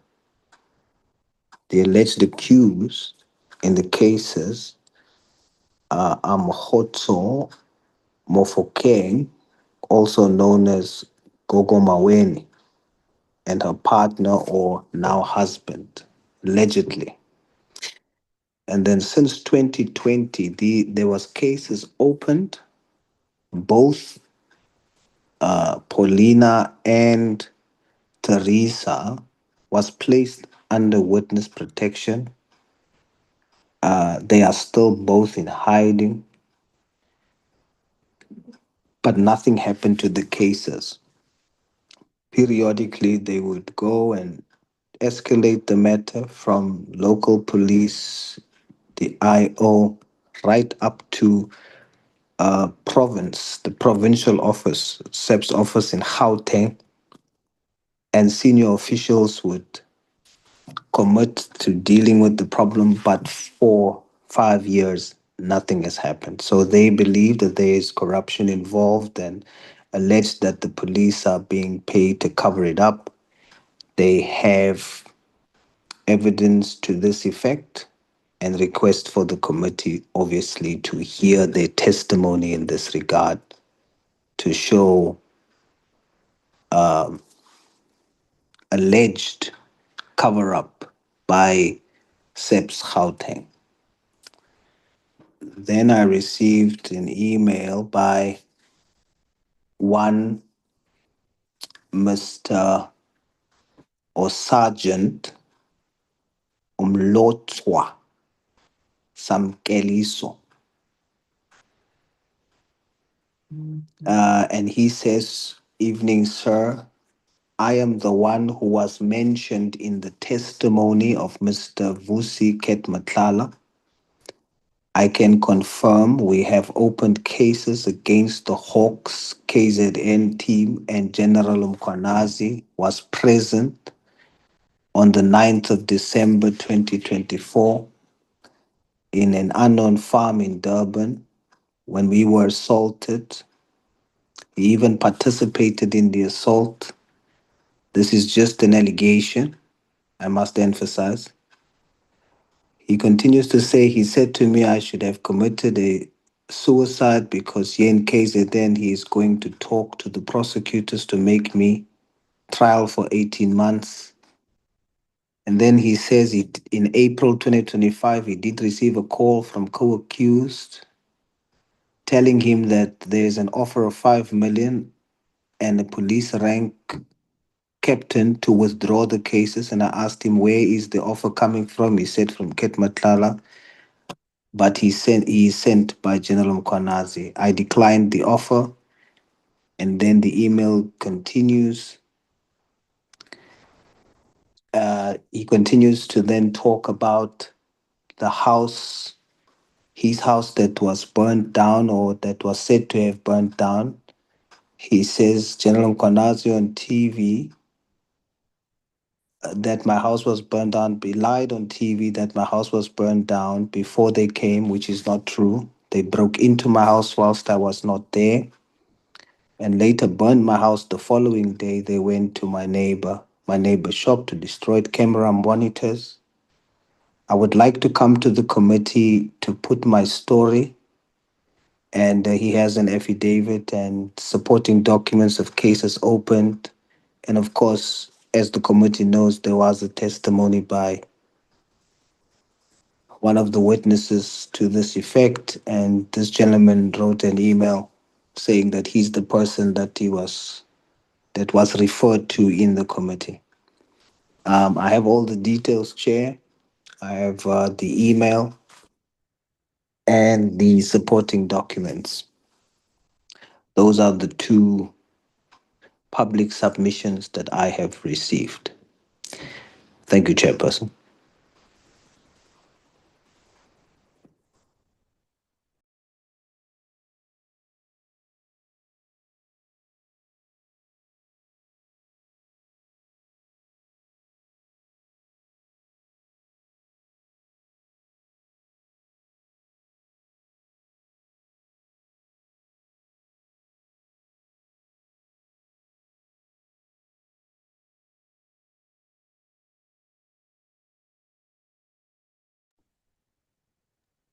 Chair, can you hear me? Good afternoon, members. I think the chairperson is disconnected.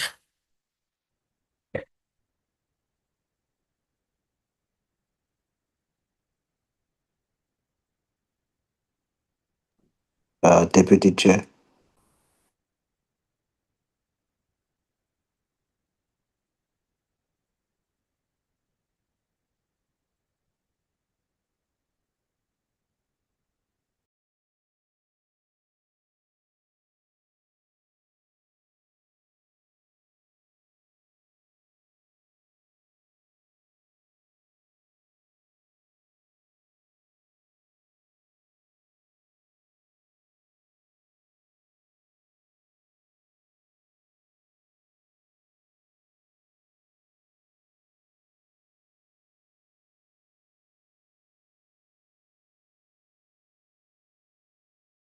So, members, good afternoon. I think the chair has disappeared on us. Honorable Souls, were you done?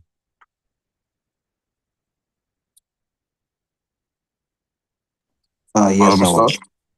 Yes, I was. Okay, thank you very much. Members who was to follow after Honorable Souls?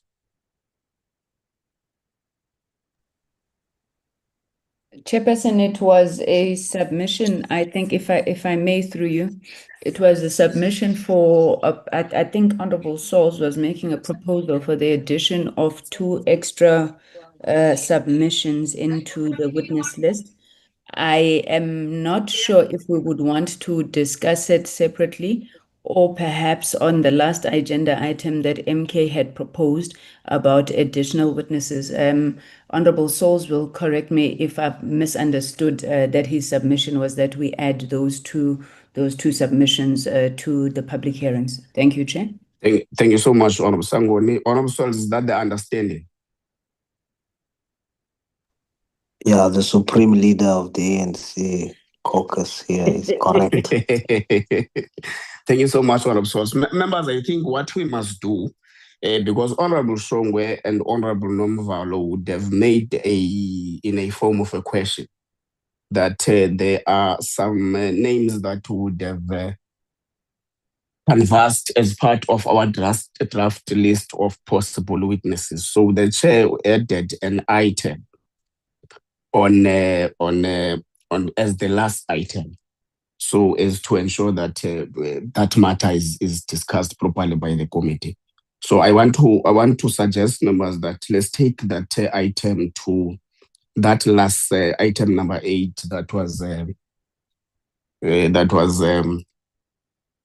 added by Honorable Shongwe, because I think it's the same substance of additional witnesses to what we have now in terms of the program. Thank you so much, Honorable Souls. Thank you, Honorable Sangoni, for filling me up. I'm trying to double clutch here. There are a lot of activities. So, members, can we now take item number 5, the JCI report? Committee Secretary was going to present that report.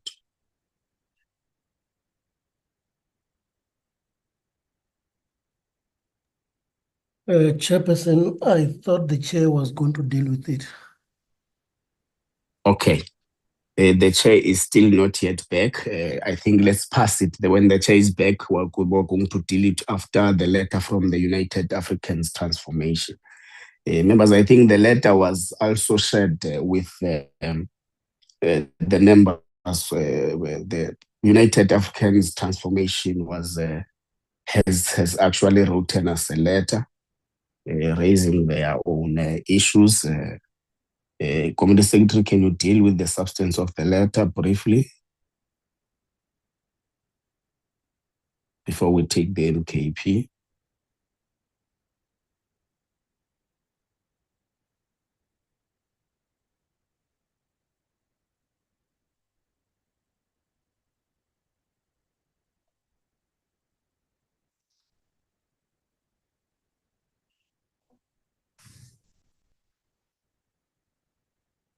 Committee Secretary?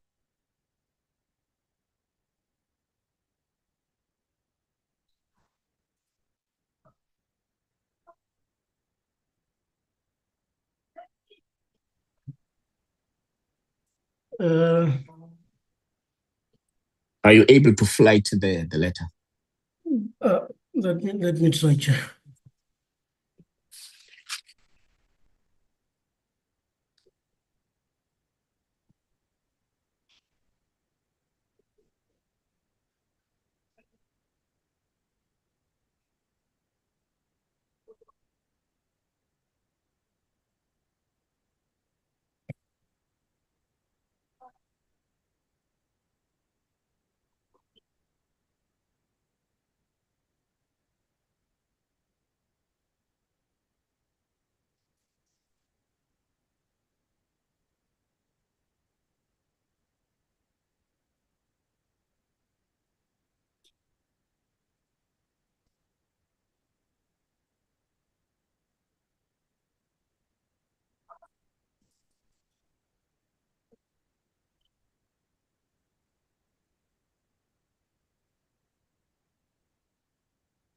If you are unable to flight it, you can proceed, Committee Secretary.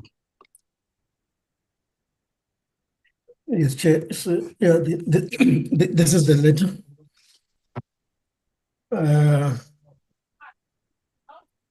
From the, I think it's UAT. Chair, in summary, the UAT is proposing that a certain Mr. Kumba be invited to appear before the committee. I think they indicate that there is certain information is shared on a podcast, and they feel that he might be able to enrich the committee's work. I think in a nutshell, that is all that they are requesting. So that's also the same substance with the proposition by Honorable Swalls. So I think let's discuss it with the last item as well. Members, is that in order?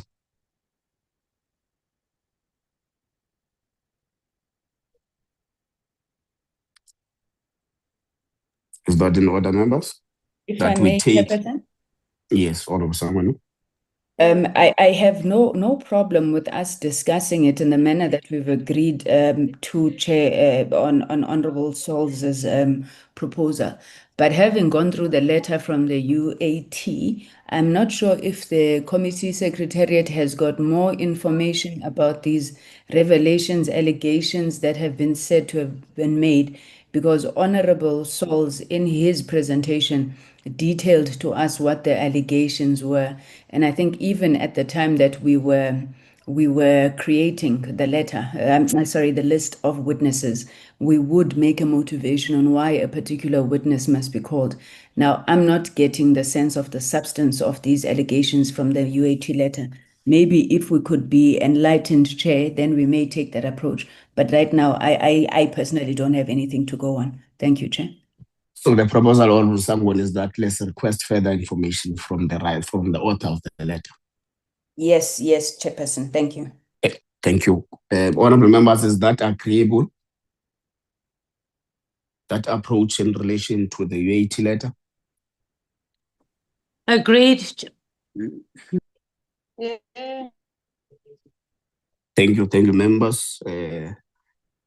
Now let's take the submission by the MKP on the judiciary. Madam Nomvalo, who's going to lead the presentation on your behalf. Honorable Skosana. Thank you so much, Honorable. Thank you. Honorable Skosana, you can proceed. Yes, thank you, Chair. I guess that the issue, or as I said earlier, that we have a joint core committee in this core committee. I've mentioned the name of Tyler Shabalala, who's a prosecutor. When we started, the first day we gave names, I don't know what happened to that. And there was a motivation on that. I'm not going to go there again. You know, I'm going to waste your, committee's time. And I think Honorable it was Honorable Skosana? Yes. Can you pause there a little bit? Honorable Chairperson? Are you back? Hello, Honorable Ngora. Thank you very much, Chair. We have dealt with the submission by Honorable Souls. The item number 5, JCI report, we had to skip it and await you. So there's a letter from the UAT. It has already been presented. So the proposition which was acceptable by the committee was that let's request more information in relation to this Mr. Kumba from the author of the letter, because the feeling of the committee is that there is no final detail of why this person should be called compared to what Honorable Souls was actually submitting. So we are on the submission by the MKP now, which is led, Honorable Skosana is leading the submission. Then we are going to take that for the JSI report. Then it will be that last item. Thank you very much and welcome back. Okay, thank you so much. Honorable Skosana, you are on the platform. Yes, I've just mentioned the prosecutor, Tyler Shabalala, who we are told that he works with the IDEC and is flight all over the. I'm not going to go there because I think we've made that submission when we started giving names. But I'm just giving the name now. That the name which we were given was Tyler Shabalala, and the name of the judge, which judges, because we can't call all of them. Unfortunately, one of the judge has passed on. The name now, which the one who's still alive, is Judge Wendy Hughes Madondo, and he was together with Judge Vuyi Nhlapi, but unfortunately, Vuyi Nhlapi has passed on. So I'm suggesting the name of Judge Wendy Hughes Madondo. There was a matter between in court. I think it was a REF matter, a road accident fund matter, which there was an ethical conduct and some serious allegation which we have to probe as well as a committee like the one I've mentioned earlier.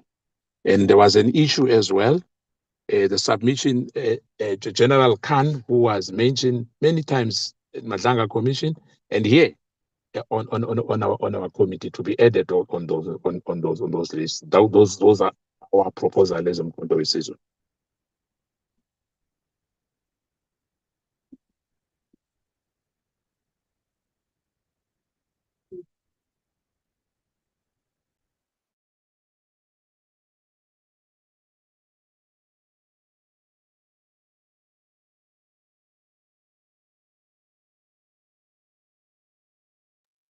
Honorable Chair. Honorable Chair. No. I'm not sure what happened. I can't hear anything. Don't complain. Are It's lucky state of affairs. Are you done, Honorable Skhosana? Right, then it will be Nomvalo. With the names, I think I've mentioned those names already. No addition, Chair. Yes, I want to hear Honorable Skhosana. Yes, Chair. What is your recommendation on those names? That they have to be called before to appear before us, like any other people who were called here when there's allegation against them. You said this are members of the judiciary or the NPA. Yes, judicial. I'm talking about the judge, and on the other side, the NPA it's a prosecutor. Yeah. Yes, and General Khan from the police, crime intelligence. Okay.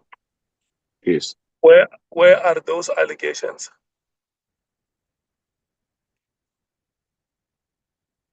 I'm saying to you, if you want us to send letters, we'll send letters. It's fine. There's no problem with that.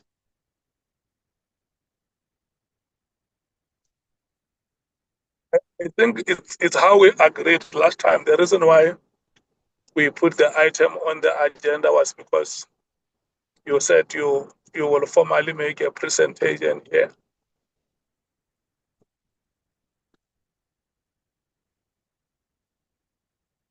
And that is basically why we afford you that space to make that presentation and produce those allegations. So that when we process the matter, we process it on the basis of the allegations. Because the matter you are raising, except for the name of General Khan, which might have been mentioned by the witnesses, you may not have to speak for it. Yes. Because there were witnesses that came and mentioned the name. We can look into our evidence and say, yes, there has been this allegation against General Khan. Does it warrant us to call him to appear before the committee? And then on the weight of those allegations, the committee can make a decision. So those two, you say, is Tyler Chabalala and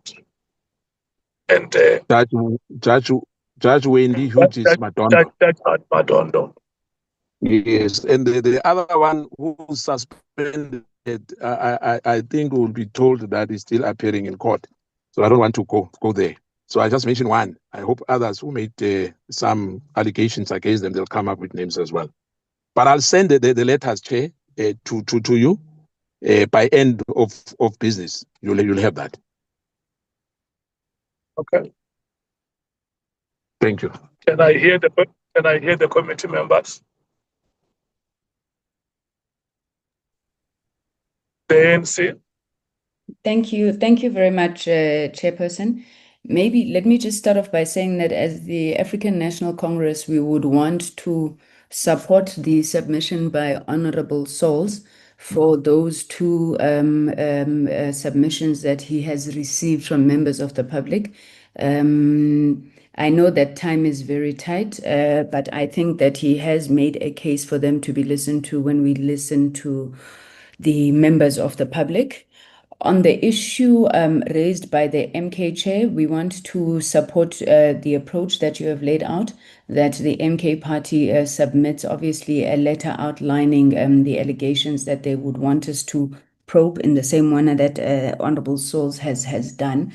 And maybe just to remind the Chair of a request that we had made during the hearings, that the South African Police Service, that generals have made a number of sweeping allegations against members of the judiciary. And we had asked them to provide a list of those members of the judiciary that they believe are being influenced from outside in terms of the decisions that they take. I am aware, and I'm sure had Honorable Malema been here, he would have reminded us of the role of the JSC and as well as the judicial conduct, I'm not sure what they call it. But insofar as it relates to the terms of reference of this particular ad hoc committee, I think that if the allegations are being made that members of the judiciary who must be named, it can't be a blanket statement, members of the judiciary are being influenced by criminals, are working at the behest of criminal cartels, then the SAPS must provide us with those names, and we would really urge that they are given a hearing once we know who they are. Thank you very much, Chairperson. The DA.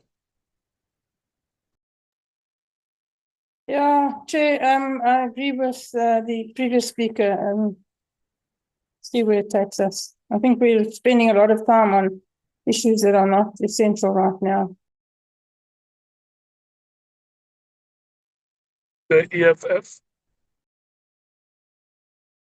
Thank you, Chair. On Honourable Saul's presentation, definitely not opposed to the witnesses, but perhaps we can just get, if there is an explanation why they didn't meet the deadline for public submissions. And the only reason we're requesting this is that we are on a public platform right now.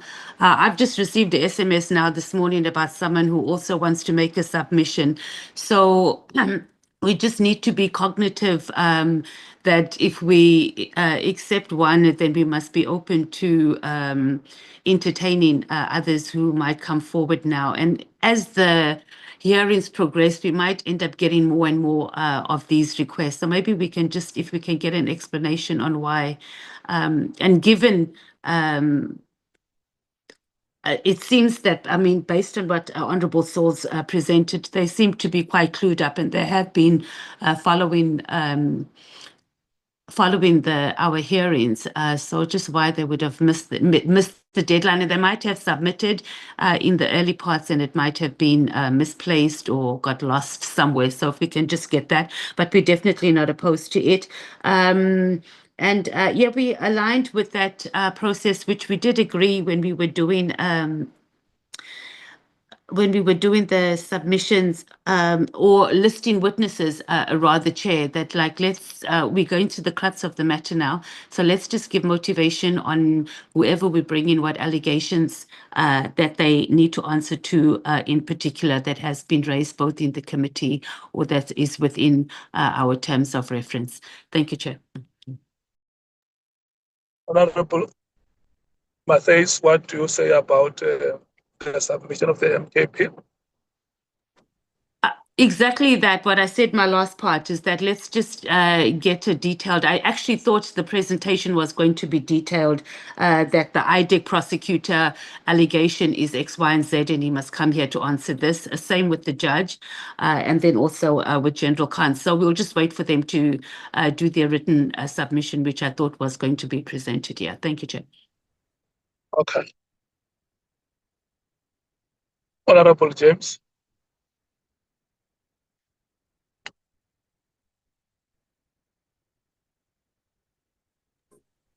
Thank you, Chair. We support the input made by the ANC. Thank you. Okay, can I give Honorable Source and the MKP to reply? Because they're the ones who presented the items. Starting with Honorable Source. Thank you, Chair. To be frank and honest, my focus was not on asking around why submissions was not made before, etc.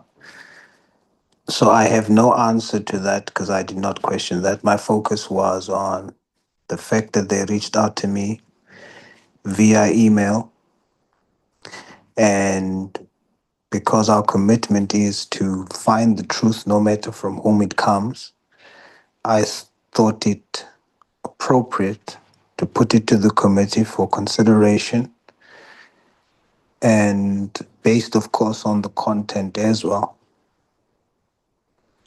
to look into the allegations and also what has been sent to me in terms of their supporting documents.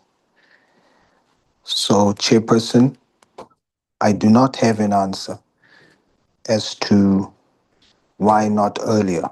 I did not ask. I just played a role as a member of the committee.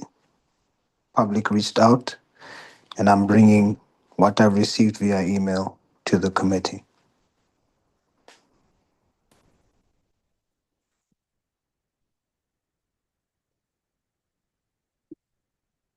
The MKP. Chair, just to add on what we are, in fact, I'm going to make a remark on what Honorable Source was talking about. We received a lot of emails as well, when already the deadline passed. And I don't think it will be fair as well, for others, to consider one and leave others, like the Honorable Martins has alluded as well. I don't know. I don't know how we're going to deal with that, because the public is watching as well to say, are we doing others favors, or are we sticking to what we agreed upon, that there's a deadline? And those people who send those emails to the committee, before the deadline, and they've been, I'm not sure whether they consult like they do with witnesses. They've already, we have them here already, the 15, I think. Now, if you're gonna have someone somewhere, like I can as well send all those emails, because we received emails, after the closure. So I'm not sure, Chair, what would be, but for me, I think it would be problematic, for us to accept, other emails. There's a gentleman in Cape Town who's been sending, I don't know how many emails, complaining to say he was not, he was declined, and, for whatever reason, whether it's high, medium, and low, in terms of how they are dealing with that, because I'm not part and parcel of how do they, because after receiving 700 plus of them, how do you then select those who they've selected? But indeed, it will be problematic, for the public to say, we are entertaining, others after the closure. On that, for me, it's I think for MK as well, a party, it's problematic, because we're gonna get those backlash to say, you said it's closed already, and why are you now accepting? Thank you, Chair.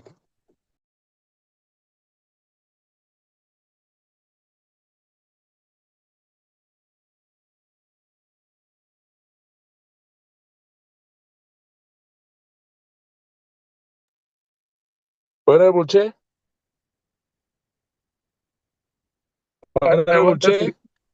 I wanted to hear if you are done. I'm done, Chair. And then what is your reply to the views that members expressed on the presentation of the MKP?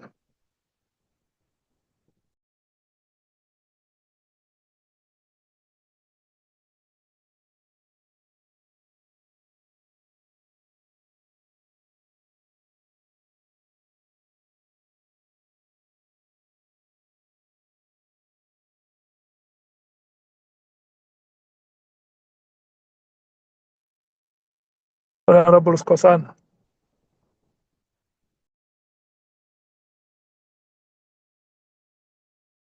Yeah, Chair.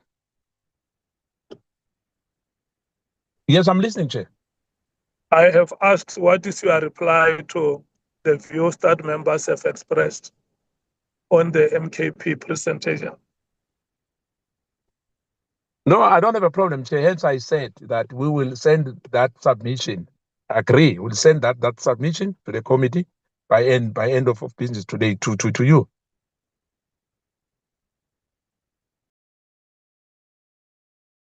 Okay. Let's do like this. Let's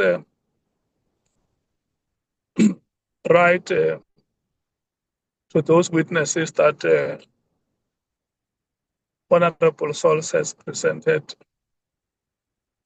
to allow them to advance reasons why they have missed the deadline, or whether they have missed, we may not know now. But to say, yeah, they must advance reasons why we are only getting their submission after the deadline, and the committee can decide on condonation or not. If because from what I hear is that the members of the committee, as Honorable Nola was chairing, they were satisfied with the presentations and convinced that there may be matters to be probed. So maybe what we can do is to write to them and ask for reasons why they would not have complied with the deadline if they didn't. And then the committee can then decide if it wants to condone their request or not. And we will also wait for those details, Honorable Skhosana, from those people who will be giving you that information. And equally, they must explain why they have not complied with the deadlines. Because from our submissions, we don't have those matters that you are raising, unless if they are emanating from public submissions. Can I get clarity that the matters you are raising are emanating from public submissions? Chair, as I said earlier, I've said names. We gave names when we started this core committee. The name of a prosecutor was there. You can go back to the minutes. The judge came in. I agree with you. Those names were not mentioned by any of the witnesses. Remember, Chair, when we started, January 6th, it did not mention every name. When we met for the first time, you asked parties to submit names. We submitted names on the day. And all the parties have done that. There was nothing like you must bring something when we started. To say you must bring this before you mention a name. You remember very well, Chair. Yeah, no, I agree because you. We are in the now because we are on the run. Can you just hold? Can you just hold it a moment? Let me explain something. The committee agreed that General Mkhwanazi will be our primary witness. And then he came, he presented. After presenting, then the committee met and then made submissions on names. And the reason why other names did not stand was because there is no witness that came before the committee, including General Mkhwanazi himself, who said, I know of Lakhanyane here, or I know of Sangoni there. So you are mentioning the names of these two witnesses that you will want them to appear before the committee on allegations that are coming from elsewhere outside the witnesses that have appeared before the committee. And nobody is saying those witnesses will not come. But we are saying that whoever will be making that information available about the misconduct that would have happened must also explain why at the time the public was given chance to make submissions. They did not make so that you don't treat the matter that has been raised by Honorable Souls differently from the matter that is raised by Honorable Skosana. All of them are similar matters.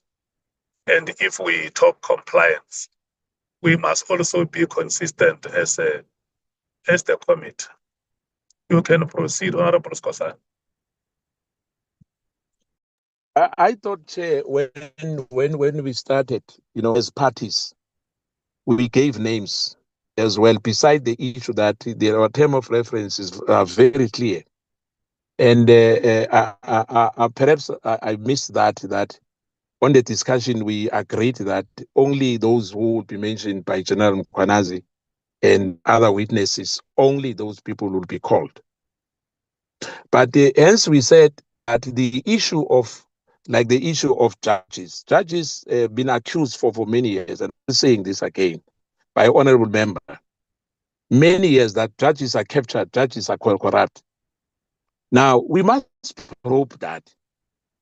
Unless we are saying because they were not mentioned by any witness, therefore it falls off.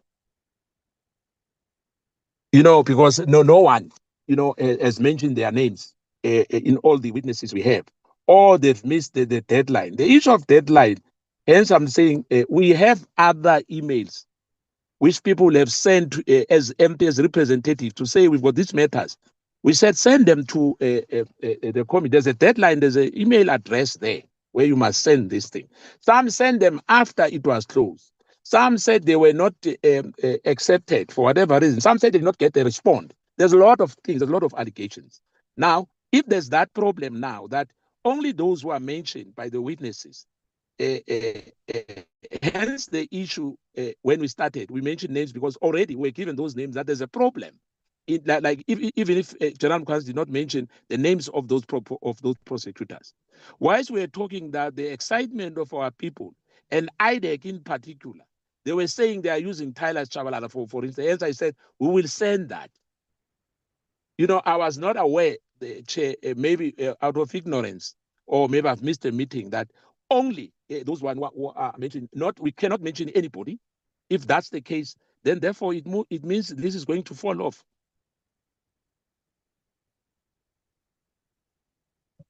Hence, I'm saying to you, Chair, in terms of these two, we've got those letters. We will send those letters. We say these are if the committee is satisfied, they'll be called. If the committee is not satisfied, it means they'll fall off as well. Yeah, you, honorable member, you are not saying anything different from what I'm saying. You and I agree, we understand each other to say, let's have that those letters coming. And my assumption is that those letters are not written by yourself, isn't it? Truly so. Yes, they were People written were by just raising, yes. they were written by citizens of this country. Truly so, And, aggrieved by yeah, those people, yes. if those letters were not written before the deadline of the 31st of October, if they were written before the deadline of the 31st of October, let them come and the committee will go through them and make a determination. And if they were written after the deadline, then it means the same proposal that you made to say the matters that Honorable Souls is raising, do they comply with the deadline? So it means the same must be applied to the letters that you would be presenting before us to say, why didn't these people comply with the deadlines? Or why didn't they forward their letters to the committee secretariat? Remember, there was an advert which was made for the public to respond to the terms of reference and matters thereof. And that advert ran against, ran until the 31st of October. So this is just a procedural, which I think we must do for every matter. And then once the reasons for the delays or the reasons for non-compliance with the deadline have been advanced, the committee can decide on condonation or whatever decision the committee arrives at. Agreed? I agree, Chair. I agree completely with you, Chair. I have no views about it, and hence I said to you, those letters, if they are late, they did not do what they were supposed to do, we are correct, it will be treated as this matter which Honorable Source raised, because names were mentioned there. I mean, for instance, Balula has been mentioned many times, by this by some of these witnesses, and indeed, you remember what happened, because those names were submitted. But what happened, as you said now, what I'm hearing now, it's it's fine, Jay. Okay. So the three items. So my understanding from what I heard from Honorable Mkhwanazi is that the item of Honorable Mkhwanazi does not have details, and that further details have to be requested.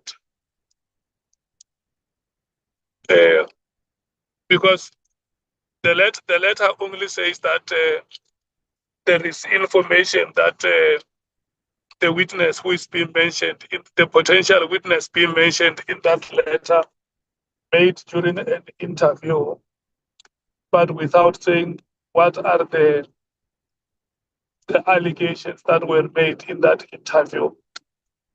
And my understanding is that honorable members are saying that there should be more information provided if the committee is to take a decision whether that potential witness has to be invited. And maybe we should also seek to get clarity as to why that witness has also not made a submission to the committee before the deadline of the 31st. And if that witness wishes to appear before the committee, must explain why he hasn't complied with that deadline and advance reasons why he thinks his or her evidence is vital for the committee to listen to. And then the presentation of Honorable Souls and Honorable Skosana, we have summarized it the way we did. Let's get those letters, Honorable Skosana, and the reasons, as well as Honorable Sols. The committee is convinced that the matters you presented call for probity, but before we do that, let's get those witnesses to. There may be extraordinary reasons which every one of us will understand. Let's get those reasons, and then the committee will make a consideration whether it gives condonation or not, and also make an appeal to honorable members that whatever decision we arrive at, it must not open the floodgates for more and more submissions that were not there before. I think these are the honorable members who have requested to come and make submissions before the committee, unless if there is any other member of the public who says, I have made a submission before you, and I don't hear any one of you talking about my submission. I want to know what is the status of my submission, and I have proof that I made that submission to yourselves. Do we agree with the summary I made, honorable members? Because I might have missed some part due to network cut off. Yes, Chair. Thank you so much. Is that the same understanding, honorable members of the MKP? I think we accept, Chair. Okay, the DA? Yes, Chair. The EFF? Noted. Chair, just one more thing. We don't have to discuss it now, but on the public submissions, we need to respond formally to all those who we have declined to bring to the committee. So they're not there and they haven't received formal communication, unless that's already been done. Thank you, Chair. Yeah, remember those ones we still have to determine how they must be handled. And when we respond to those applicants, we must tell them how their matters are going to be handled. Correct? Noted, Chair. Thank you so much. Honorable Sols.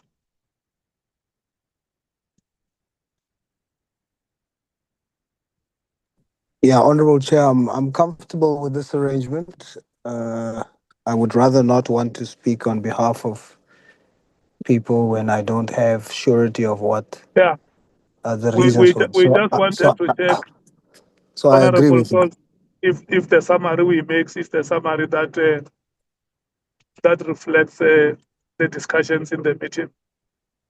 Yes, my answer is yes. I was just substantiating the reasoning. Yeah. Okay.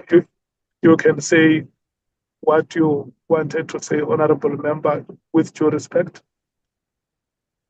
Thank you, Chair. No, I was saying that because I am not 100% sure what the reasons was, I agree with the approach to get the public members in question to respond themselves and say why. In that way, it is transparent and open. So I agree with that approach, Chair. Thank you.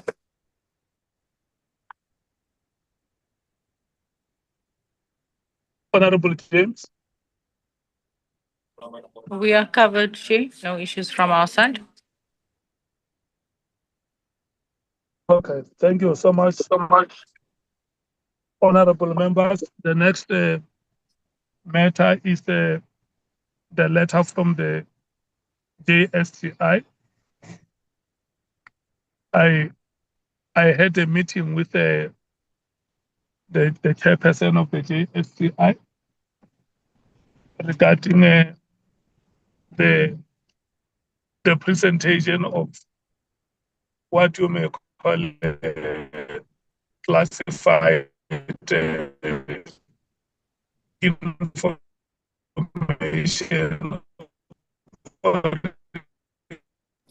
Chair, you are breaking up. We can't hear you.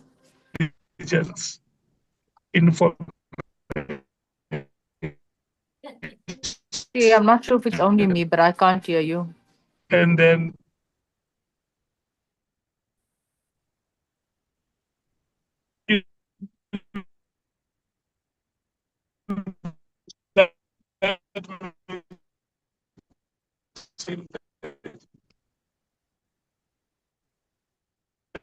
the chair outlined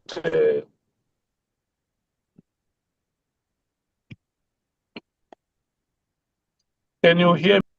Can you hear me now? Yes, I can. Thank you. Hello, honorable members, am I audible?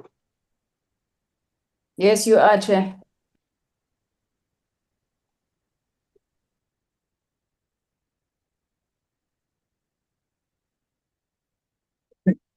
How's it?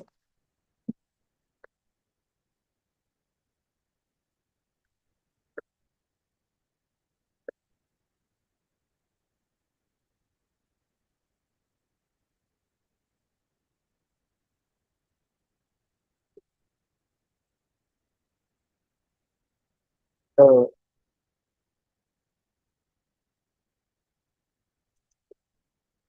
I'm still on route. I'll see you guys in the future. I wasn't sure about the time. See you now.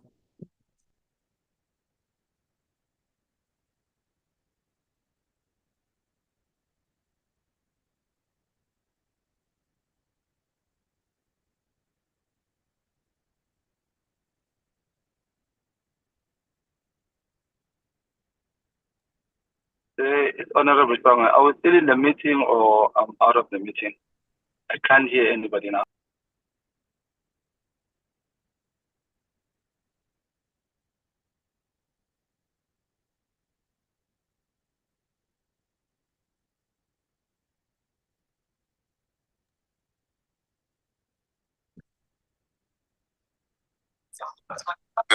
Apologies.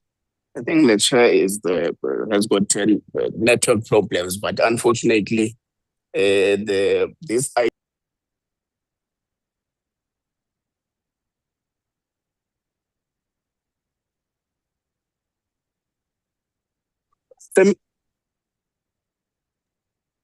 Seems like it's an ANC problem.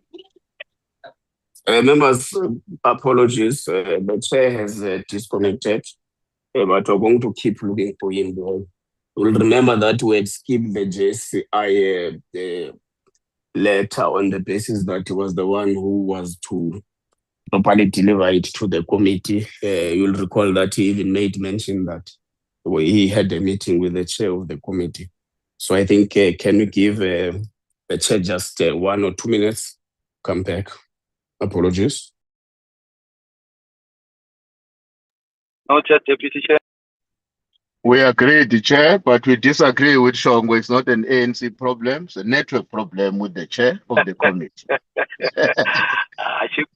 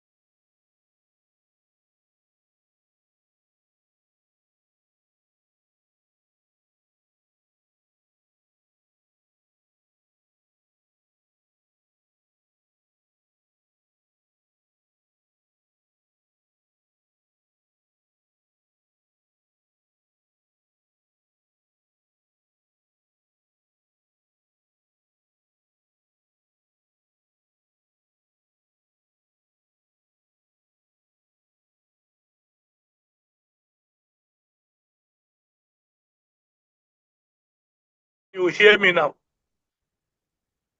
Oh, yippee, yes. Okay. Thank you so much. Yes, Chair, we can hear you properly. Yeah. And let me apologize for the glitch. I was saying to you that last week, Tuesday, before the adjustment votes, we had a meeting with the chair of the JSCI to discuss the matters that the committee has raised regarding the appearance of the IGI and or the former IGI, Faisal Patel, I think, and or Mr. Faisal Patel, and the availability of intelligence information or classified information before the committee. And then in the discussions, the chair said, look, there are matters that the Speaker of Parliament has referred to the Joint Standing Committee of Intelligence. And there is also, of course, those matters are emanating from some of the allegations that would have been made by General Mkhwanazi. And secondly, that there is a procedure that has to be followed if any person who is not a member of the intelligence crew has to have access to information that is intelligence related or fall within the ambience of intelligence services or any information that may be classified information. And then in that discussion, we then came to an agreement to say, look, because the meeting has happened, can the JSCI write to the ad hoc committee and outline every procedure that has to be satisfied if the ad hoc committee was to request access to any information that it thinks will help to do its work. And indeed, following that meeting, the chair of the JSCI wrote the letter, which we made available to the members of the committee.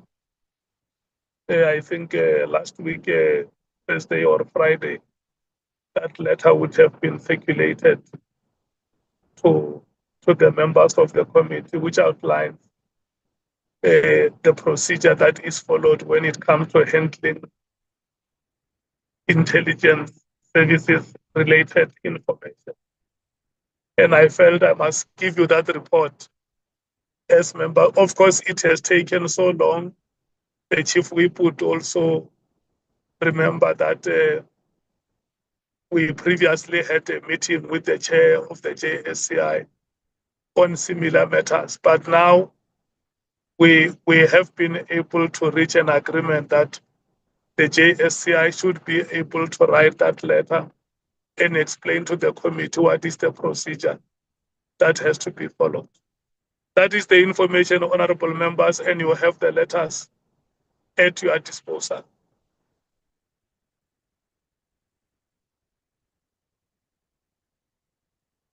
Can I then rotate the matter for comments by committee members?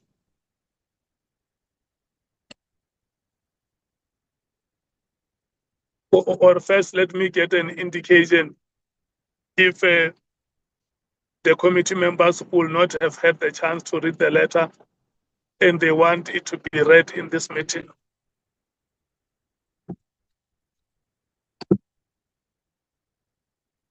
Can I have that indication, members?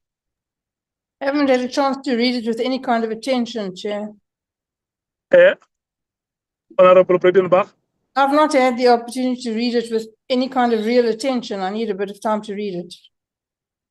You will need to have time to read it.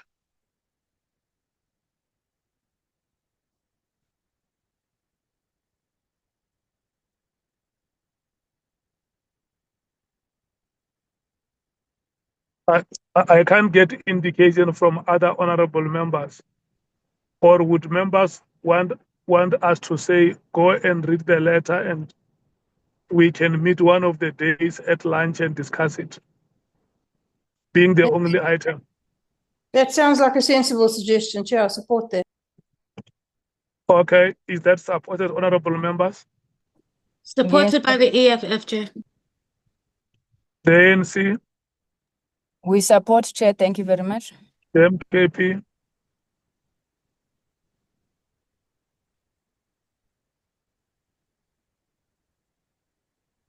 the PA. The MKP has closed shop and come back to the ANC. So on their behalf, we support the proposal. The PA, We support.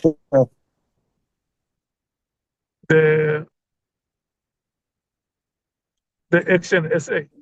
Supported, Chair. Thank you so much. Let's go and read the letter, honorable members. It's just one page with reference to 3 pages, Chair. with reference to relevant sections. There are the other pages for signature, honorable Matthews. The members can go and read, and those that need to consult can consult, and then we will come back and discuss the matter. There was an item that Honorable Shongwe has suggested. In fact, there are 2 items, one by Honorable Shongwe and one by Honorable Matthews. Can we get to the item, Honorable Shongwe?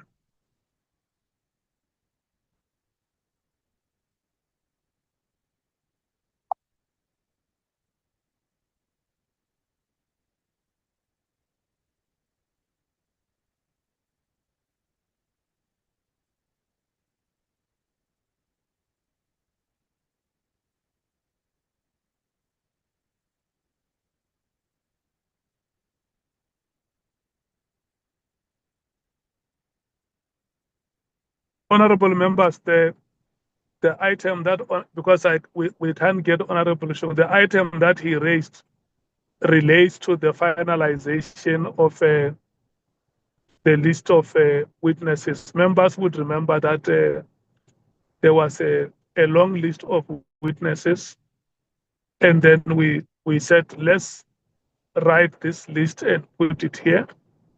As and when witnesses appear before the committee, we will come and look at the list that we have and see how we make a submission to the legal team for consultations and subsequently for scheduling of appearances before the committee. So I think Honorable Shongwe was asking about that list to say, where is that list and what becomes the status of that list? If I'm representing him accurately.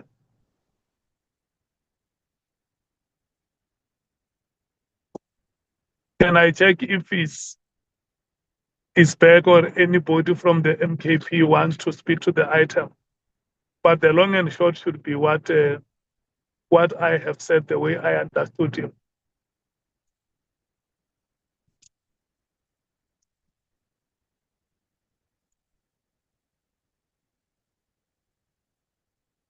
Okay. We don't hear anything from them. Can I check if there are comments on that item from? I may not have a suggestion on how the meeting must deal with that item because it's an item that meeting.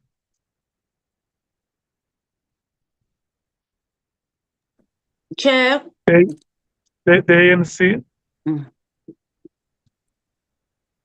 Chairperson, thank you very much. I thought that we had dealt with this matter, which was the final item on the agenda, when the MKP presented the names in the previous discussion that we just had.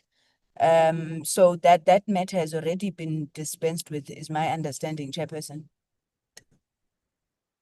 Okay, is that the understanding Chair? of the hello? Honorable Malema. Okay, Honorable Malema. I thought the procedure of the meeting will be that if someone sponsors an item, and by the time we arrive at that item, the person is not there, ordinarily we'll have to skip the item because we may not have the rationality behind what informed the sponsoring of such an item. So we're now going to speak in darkness without direction. So I thought because he's not here, let's keep the item. And then the day we have a meeting and still feel strong about it, we'll talk about it. Thanks, Chair. Thank you so much, Honorable Member. Is that agreed to, Honorable Members? Yes. Thank you so much. Chairperson. Hello? Chairperson, I'm not being difficult on this. You were out of the meeting. We skipped the JSCI report and went to the final item on the agenda, which was the MKP addition to the agenda. The MKP spoke to the matter. The matter was discussed. We have just now concluded the matter by saying that those motivations and letters for the additional names the MKP wanted to raise will be submitted to you before the end of the day. So it's not a question of they are not here to present it. They have presented the matter. We have discussed it. We said we're moving to the last agenda item, combined it with Honorable Saul's presentation. So it has already been dispensed with, Chair. I think maybe it was just a communication break when you were out of the meeting. Thank you, Chair. Okay. No, thank you so much for the explanation. Let's leave it at that, Honorable Members. Because the Honorable Members are not here to speak for themselves. Chair. Hello, Honorable Scotland. I'm sorry to come in. Are you, when you say members are not here because there's a problem of network, is it talking about us as MKP? Yeah. Because we called several times. But I've now, tried as well. I've tried, but I think Honorable Sangon has explained that. She has explained that I'm fine. Okay, no, thank you so much. The last item was the one that Honorable Mathis has raised of sourcing additional resources for the committee. I think, Honorable Mathis, to respond to your request, it will be best for us to request a written response from the administration of Parliament or the authorities, so that the committee deals with a response that Parliament would have written to us. I will suggest we handle the matter that way.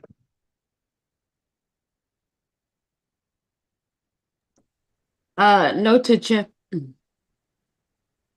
And Chair, maybe if you can just raise it with the administration of Parliament, the longer we delay this, when we are busy doing our deliberations, there's a lot of findings we are not going to be able to make because throughout the course of our hearings, there have been things that we said we need to follow up on this, we need to get that, we need to get minutes of this, we need to get video footage of that. We are going to be stuck because we are not going to be able to do proper findings because we do not have an investigator or someone who is dedicated specifically to do all the follow-ups of the things that we need based on our hearings. And it's been going on for too long. So if you could also just alert the Parliament administration that they are also just crippling our performance in terms of being able to give a sound report. Thank you, Chair. Okay, thank you so much, Honorable Member. Honorable members, we have come to the end of the agenda items. Can I check if there is any other matter we would have left out, which we had decided to deal with today?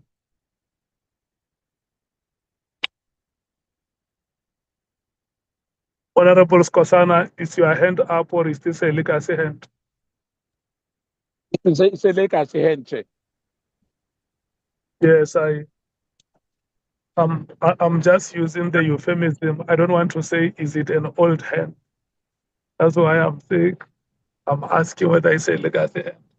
I'm not seeing any member raising a hand to speak. I'm going to assume that we have exhausted all the issues that were on today's agenda. I want to thank you so much, honorable members, for having availed your time for us to have this housekeeping meeting and deal with issues that are coming for the week and the subsequent weeks. Tomorrow, we are starting at 11 o'clock. Our witness is Mr. McBride. Can I check Andile? Are the statements out to members? I'm not sure, Chairperson, but I'll assert in the next. Thank you, Chair. Okay, you can just confirm and let members know if they have not yet received the statements. You can confirm with them as to when they can receive those statements. So this week, it's Mr. McBride and Mr. Mkhwanazi from Ekurhuleni. Thank you so much, honorable members. All the best for the day. Those who are flying to Cape Town, safe travels. Thank you. Thank you, Chair. Thank you, Chair.